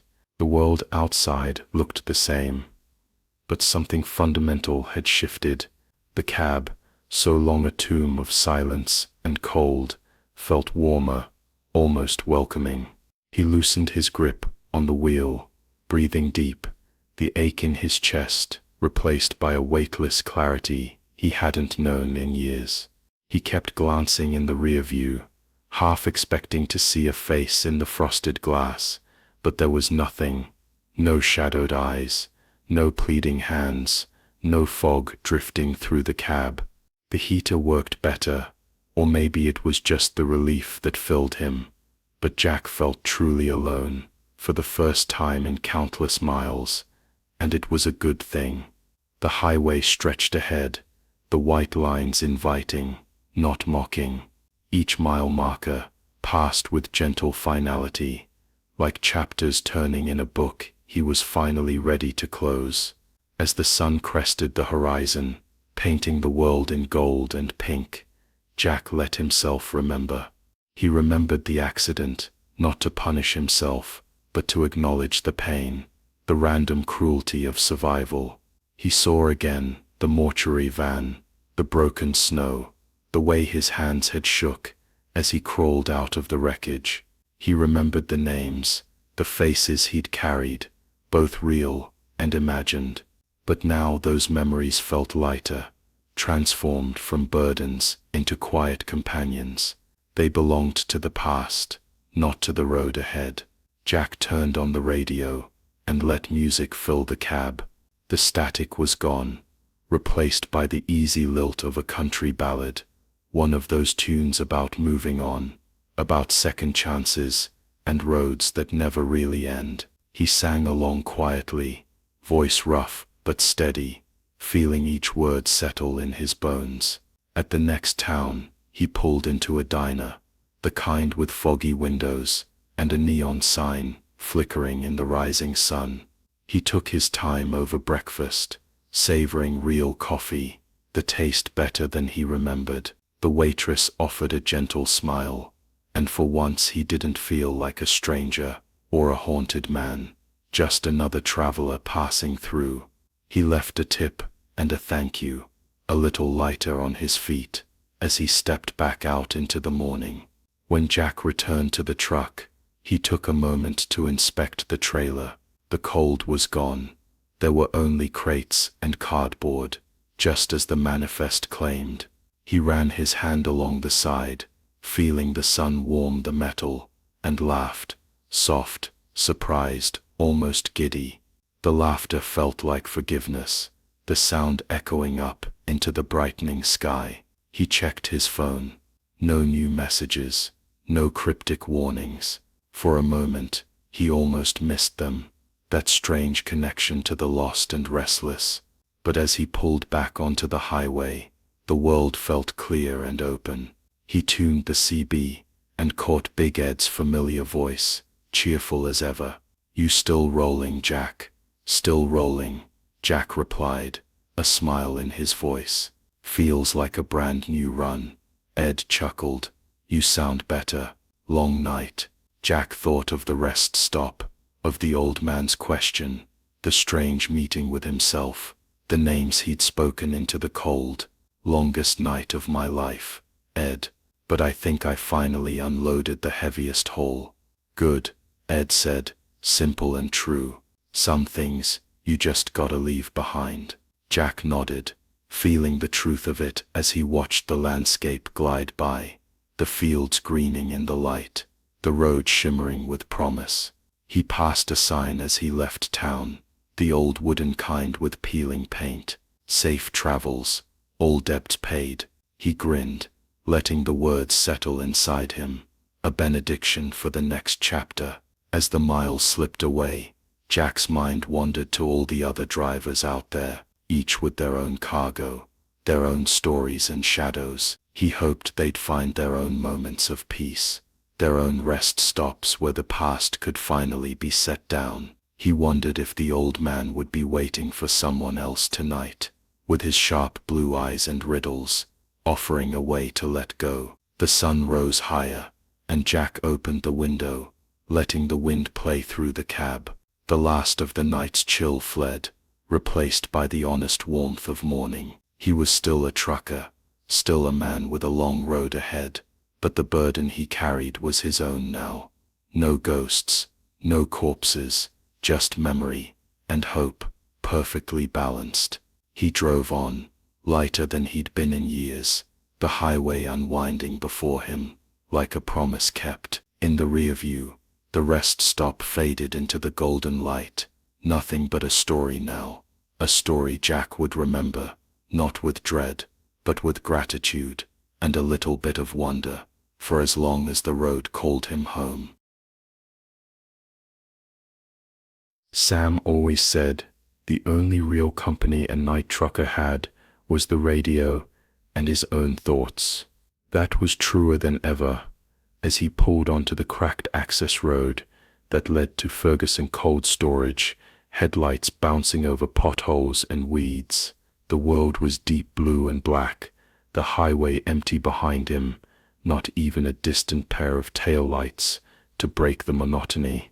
His cargo, 20 pallets of frozen poultry, rattled behind the cab, and his breath came out in a fog as he opened the window, hoping the slap of cold air would keep him alert for the last miles.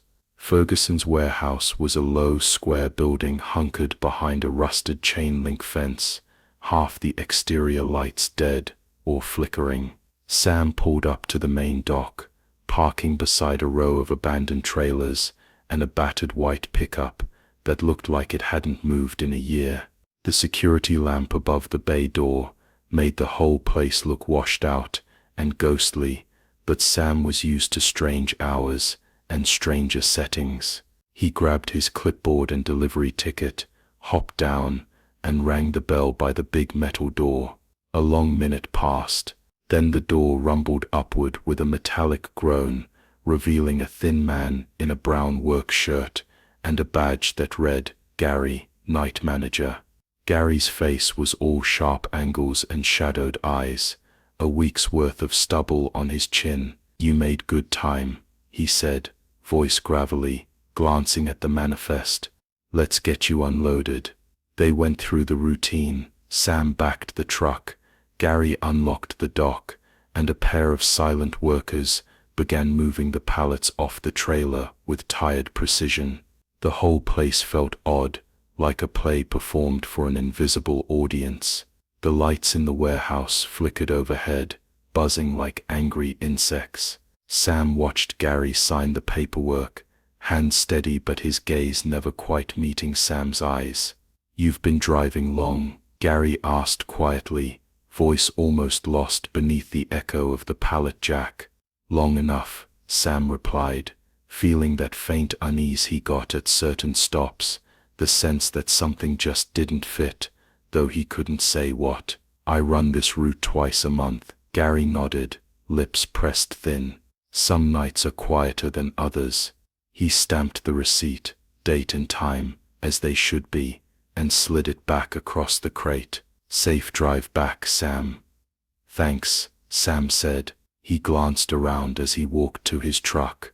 The other workers had vanished somewhere into the maze of freezers, and the only sound was the dull hum of the compressor.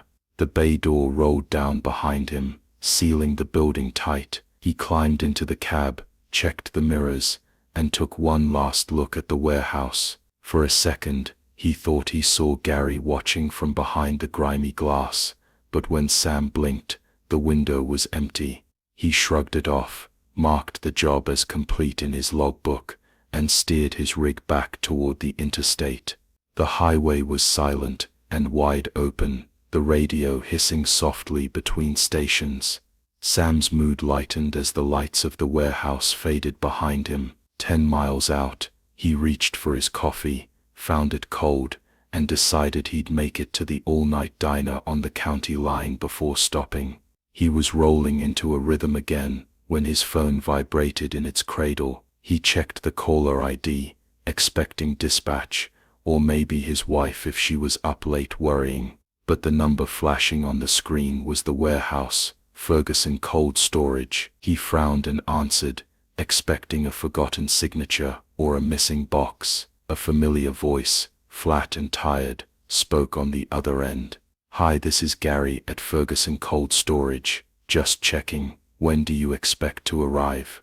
We've been waiting most of the night. My crew's getting anxious." Sam's heart gave a little jump. He glanced at the dash clock, 2:43 a.m., and pressed the phone closer. "Gary, I just left there, unloaded the poultry with you and your guys, maybe 20 minutes ago. I have your signature on the paperwork." A pause. The voice was the same, but the tone sharpened with confusion. "I'm not sure what you mean, Sam. We haven't had a delivery tonight. I've been here with the guys since 6, and no trucks have come through. Can you double-check your route? Maybe you're at the wrong warehouse." Sam looked out the window, the landscape as familiar as the veins on his hand. He squinted at the signed receipt, Gary's spiky scrawl, the timestamp matching his log. "No mistake, I was just there. You stopped." Something in Gary's voice was changing, a brittle edge, a creeping anxiety. "Look, if you're lost, just call the office. I'll stay up." "But we're still waiting, Sam. Don't leave us hanging." The line clicked dead. Sam stared at his phone, cold sweat prickling the back of his neck. He slowed the truck, checked the paperwork again, and the unease from earlier bloomed into real fear. He couldn't explain it, but he knew one thing for sure. Something at Ferguson Cold Storage wasn't finished with him yet. Sam always said the only real company a night trucker had was the radio and his own thoughts. That was truer than ever as he pulled onto the cracked access road that led to Ferguson Cold Storage, headlights bouncing over potholes and weeds. The world was deep blue and black, the highway empty behind him, not even a distant pair of taillights to break the monotony. His cargo, 20 pallets of frozen poultry, rattled behind the cab, and his breath came out in a fog as he opened the window, hoping the slap of cold air would keep him alert for the last miles. Ferguson's warehouse was a low, square building hunkered behind a rusted chain-link fence, half the exterior lights dead or flickering. Sam pulled up to the main dock, parking beside a row of abandoned trailers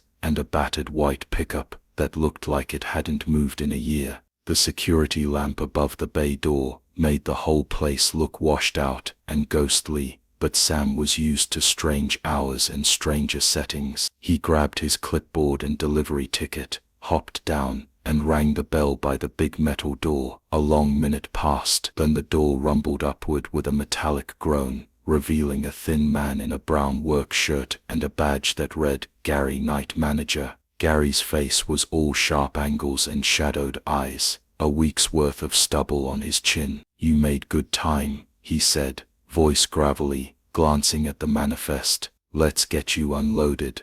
They went through the routine.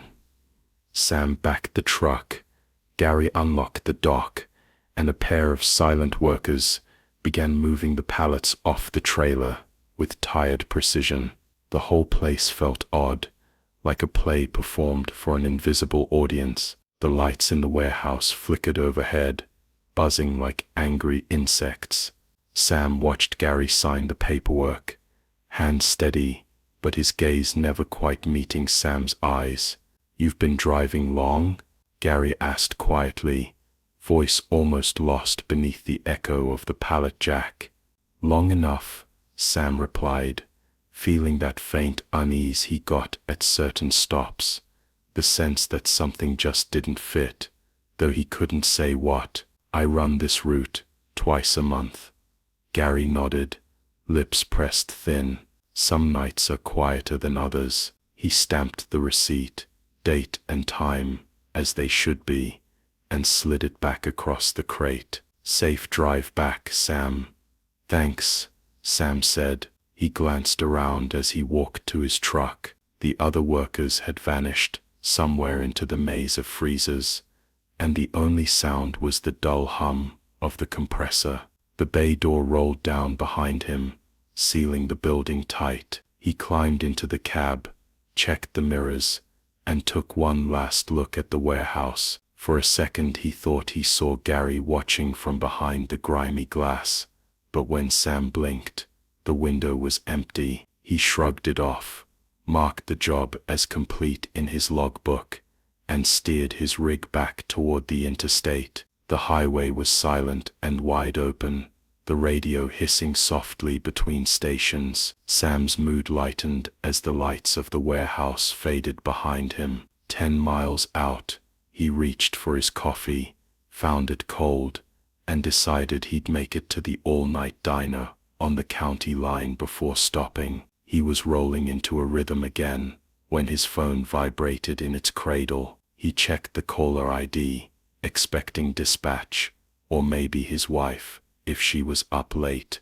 worrying. But the number flashing on the screen was the warehouse, Ferguson Cold Storage. He frowned and answered, expecting a forgotten signature or a missing box. A familiar voice, flat and tired, spoke on the other end. "Hi, this is Gary, at Ferguson Cold Storage. Just checking, when do you expect to arrive? We've been waiting most of the night. My crew's getting anxious." Sam's heart gave a little jump. He glanced at the dash clock, 2:43 a.m., and pressed the phone closer. "Gary, I just left there, unloaded the poultry with you and your guys, maybe 20 minutes ago. I have your signature on the paperwork." A pause. The voice was the same, but the tone sharpened with confusion. "I'm not sure what you mean, Sam. We haven't had a delivery tonight. I've been here with the guys since 6, and no trucks have come through. Can you double-check your route?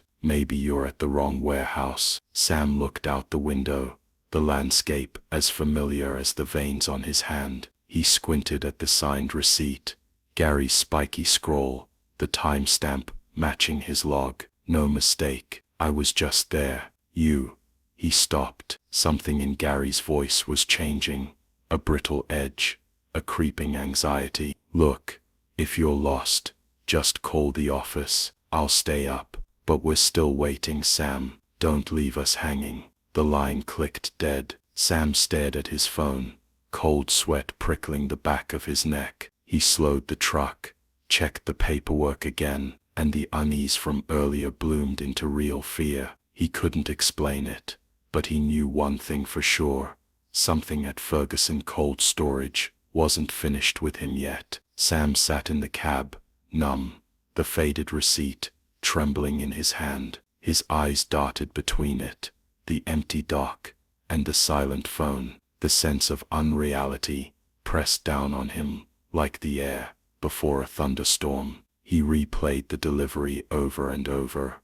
Gary's face, the silent workers, the chill of the freezer, the way the lights flickered overhead, all of it had felt so vivid, so solid. Now it seemed as insubstantial as a dream that unravels the moment you try to tell someone about it. He tried to focus on practical things. He walked the perimeter of his trailer, checking locks and seals, everything undisturbed, as if he'd never stopped. He snapped a photo of the manifest, the signature, and the empty trailer for proof, then tried to shake off the heavy sense that he was moving through water. A glance back at the warehouse windows showed only his own reflection, pale and uncertain. Should he just leave, drive on, file a report in the morning, and let the company sort it out? Every nerve screamed at him to put the whole place behind him, to pretend it was a paperwork glitch or a prank,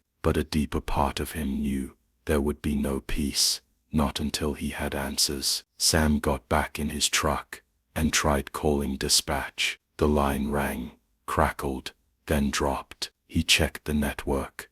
4 bars, full service. He called again, and this time a board operator picked up. He tried to explain what happened, but it sounded ridiculous even to his own ears. "I made a delivery, but now the customer says they never got it, and the manager who signed for it isn't on staff, and the warehouse is empty. The operator said they'd flag the account and investigate in the morning, but Sam could hear the skepticism in her tone. He hung up, exhausted, and slumped in the seat. His GPS history showed a straight shot from his last stop to Ferguson, no detours, but for the last hour, nothing, no tracking, no breadcrumb trail, just a blank gap in the log. He refreshed the screen twice. The timeline showed him at Ferguson now, but no evidence of him ever arriving earlier. A soft, persistent chill crept through the cab, making him shiver. For a moment, he thought he saw frost glimmer on the inside of the window. He started the engine, letting the warmth roll out of the vents, and tried to rub the feeling away. His phone buzzed, a new voicemail from the warehouse number. He hesitated, then played it on speaker. "Sam, this is Gary. We're still waiting on you, buddy. Let us know when you'll arrive." The voice was flat, distorted, punctuated by a long, empty silence before it cut off. Sam felt a spike of panic. He pressed redial, again, straight to voicemail, but this time it was the original cheerful recording. The phone in his hand felt suddenly heavy, as if it might slip from his grasp. He put it face down on the dash. He remembered what Shirley had said. "You're not the first to ask for Gary." The image of the haunted warehouse, its flickering lights and endless shadows, seemed to close in on him. He wondered how many other drivers had left deliveries at Ferguson, only to be told they never arrived. A cold suspicion began to grow. Was Gary even real, or just a ghost echo trapped in the building, calling out to the living, waiting for a load that could never be delivered? Sam started to question his own memory. He remembered the feel of Gary's hand on the paperwork, the weight of the receipt, the way the silent workers moved through the shadows. Had he dreamed it all? Had he fallen asleep at the wheel and imagined the whole night? He tried one more thing. He took the faded receipt and marched back to the warehouse, banging on the door until Shirley answered again, bleary-eyed and annoyed. He showed her the slip. "Look at this," he said, voice tight. "Look at the signature. That's not you. That's not you. That's not anyone here tonight. But it's the same name, Gary. And your own cameras say I never unloaded." She took the slip, staring at it. "This is our old manager's name." He trailed off, then spoke more quietly. "There was an accident, years back, freezer collapse. He died on the job. Some say he never left." They stood in silence, the hum of refrigeration units filling the air. Sam watched Shirley's face, seeing fear bloom behind her composure. "I'm sorry, Sam," she whispered. "You're not the first to bring something here that can't be delivered. It's just part of this place." Sam nodded, suddenly weary. He backed away, the receipt still clutched in his fist, and returned to his truck. As he pulled out onto the highway, his mirrors showed only the darkened warehouse and his own face, pale and drawn. But in the hush of the cab, he felt the weight of unfinished business, his Gary's, and whoever else was still waiting on a delivery that might never arrive. Sam drove with the night pressing against his windows, the warehouse's grim silhouette fading behind him. Yet even as the miles stacked up, a strange heaviness lingered in the cab, a sense that Gary's call, and all those restless questions, were still riding shotgun. He couldn't shake the feeling that he'd crossed into some thin-skinned stretch of reality, where every mile was just another turn in the same endless loop. He kept replaying the night's events in his mind, searching for anything that made sense. The flickering lights, the silent workers, the way Gary's face seemed almost translucent in the humming glow of the dock. He'd written it off as tiredness, but now it all seemed like part of a riddle he was only beginning to understand. Was he sleepwalking through someone else's story, Or was this just what happened to a man who'd spent too many years chasing deadlines through the darkness? He tried calling Shirley again, but every time her phone rang, it went straight to voicemail. He thought about heading for the next truck stop and calling it a night, but his hand steered him east on instinct, chasing some answer he still couldn't name. The road stretched on, lonely, and lit by his own twin beams, every familiar landmark now uncanny. He passed an empty diner, with all the lights blazing, but not a soul inside.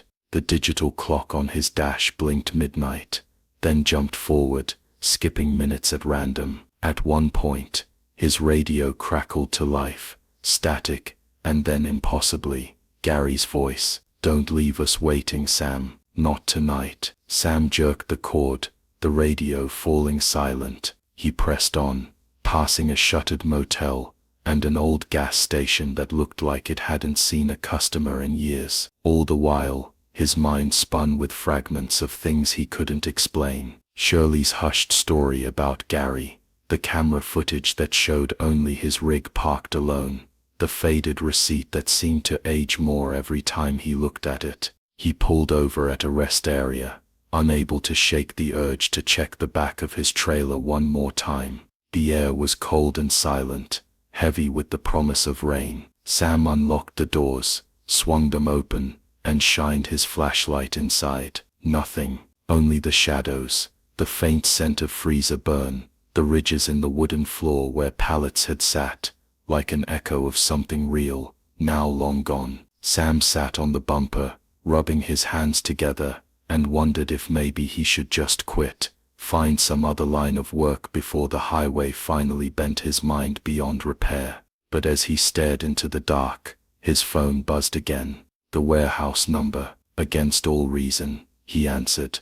This time Gary's voice was softer, almost pleading. "Sam, when are you coming? We're still waiting. You said you'd be here. You said." The line crackled, then died, and Sam was left listening to the wind through the empty lot. A shiver passed through him. Maybe he hadn't delivered what was needed. Maybe Gary wasn't asking about frozen poultry, but something older, a debt, a promise, a message from the living to the lost. Sam remembered the look in Shirley's eyes as she'd whispered, "It's just part of this place." He wondered how many drivers had heard Gary's voice over the years, how many receipts had faded into nothing, how many loads had vanished between one night and the next. He climbed back into the cab, heart pounding. For the first time, he let himself speak to the empty truck, voice low and uncertain. "Gary, if you can hear me, I did what I could. I brought the load. Maybe that's not what you needed, but it's all I have to give." The cab felt warmer then, as if something had let go of its grip. The heaviness in his chest eased, and a deep exhausted calm settled over him. He checked his phone again. No new calls, no voicemail, nothing but the old missed calls staring back at him like eyes in the dark. He put the truck in gear, merging back onto the black ribbon of highway. As the miles unwound behind him, Sam felt the story slipping into the past, its edges already blurring. Maybe some debts could never be paid, some deliveries never completed, and some ghosts, like Gary, would always be waiting by the dock, scanning the dark for a set of headlights that might never come. Or maybe in acknowledging them, he'd finally given them something to rest with, even if it was only the promise that someone remembered. As dawn crept up behind the low hills, Sam caught his own reflection in the glass, older, maybe a little wiser, but still searching the road ahead. And though the phone would ring again, in weeks or months, with the same question, "When are you coming, Sam?" he knew that tonight at least he could keep driving, his trailer empty, but his mind a little lighter, carrying only the memory of a promise he'd tried, however imperfectly, to keep. By the time the first orange blush of morning touched the sky, Sam had put more than 100 miles between himself and Ferguson cold storage.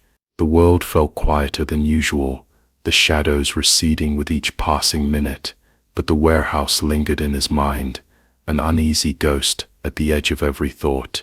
He kept the radio low, hands loose on the wheel, gaze flicking from the road to the phone in its cradle, half expecting it to buzz again with that same number, that same question. But for a long stretch, there was nothing except the gentle hum of tires on asphalt and the soft rhythm of his own breathing. He stopped at a small-town truck stop for breakfast, hoping real food and daylight would banish the last chills of the night. The diner was half full, sunlight glinting off greasy linoleum and chipped mugs. He slid into a booth and ordered eggs and coffee, rubbing his eyes while he waited. The normalcy of clattering dishes and country music was a comfort, but it made the strangeness of the night even harder to believe. He checked the receipt in his jacket pocket, expecting it to have vanished or changed, but it was still there, faded, but undeniably real. His phone vibrated once, then fell silent. Sam checked the screen, heart thudding, but this time it was just a spam email from his carrier. He let out a shaky laugh. The waitress, catching his look, poured him a second cup of coffee. "Long night?" she asked. "You could say that," Sam replied, forcing a smile. He thought of telling her the story about Gary, the ghostly manager, the delivery that disappeared, but the words caught in his throat. Who would believe him? Even he was starting to doubt his own senses. Maybe he'd fallen asleep in the cab, dreamed the whole encounter, and dropped the load at the wrong warehouse. Maybe the signature on the receipt was just a scribble that his tired mind had turned into something meaningful. The mind played tricks, especially when you lived half your life in the midnight hours. Yet, as he finished his meal and watched sunlight crawl up the window glass, Sam knew it was more than a trick. He remembered too clearly the way the lights had flickered, the chill that had crept into his bones, the hollow sound of Gary's voice, and most of all, the emptiness of the loading bay, how the workers had moved like shadows, how it had all dissolved into nothing the moment he'd left. Back in his truck, Sam started the engine and set his next destination in the GPS. The map loaded smoothly now, no gaps in his route, no missing chunks of time. It was as if the night before had simply folded itself away, leaving behind only the normal markers of a trucker's day: miles to drive, deliveries to make, more towns waiting on the horizon. The sun felt warm on his face. He tried to let the comfort of routine seep back into his mind, tried to believe the road ahead was only a road. But as he merged onto the highway, the phone buzzed once more. He glanced at the screen. Ferguson Cold Storage. His heart stuttered. He debated letting it ring, but some stubborn part of him pressed accept. There was only silence at first, then a faint familiar voice, almost drowned in static. "When will you be here, Sam? We're still waiting." The call dropped before he could respond. Sam let the phone fall onto the seat. The world outside rolled on, sunlit fields, trucks in the distance, ordinary traffic signs ticking by. But in the mirror, for just a heartbeat, he thought he saw a shape flicker in the empty space behind him.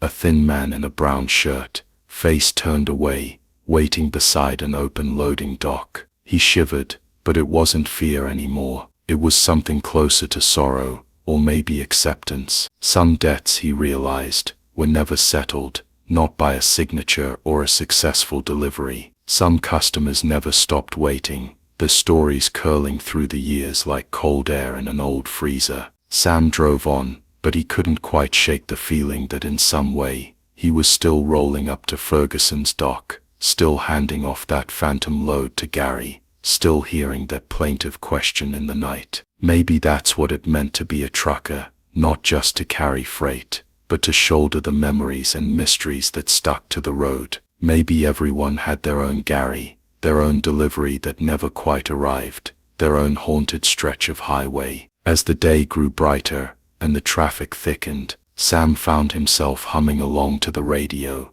determined to keep moving. Whatever waited for him on the other end of the line, whether another delivery, another ghost, or just the next long empty road, he would face it, as he always had, alone, but unafraid, carrying a story that would travel with him as long as there was night, a wheel to turn, and a voice somewhere out there, always waiting.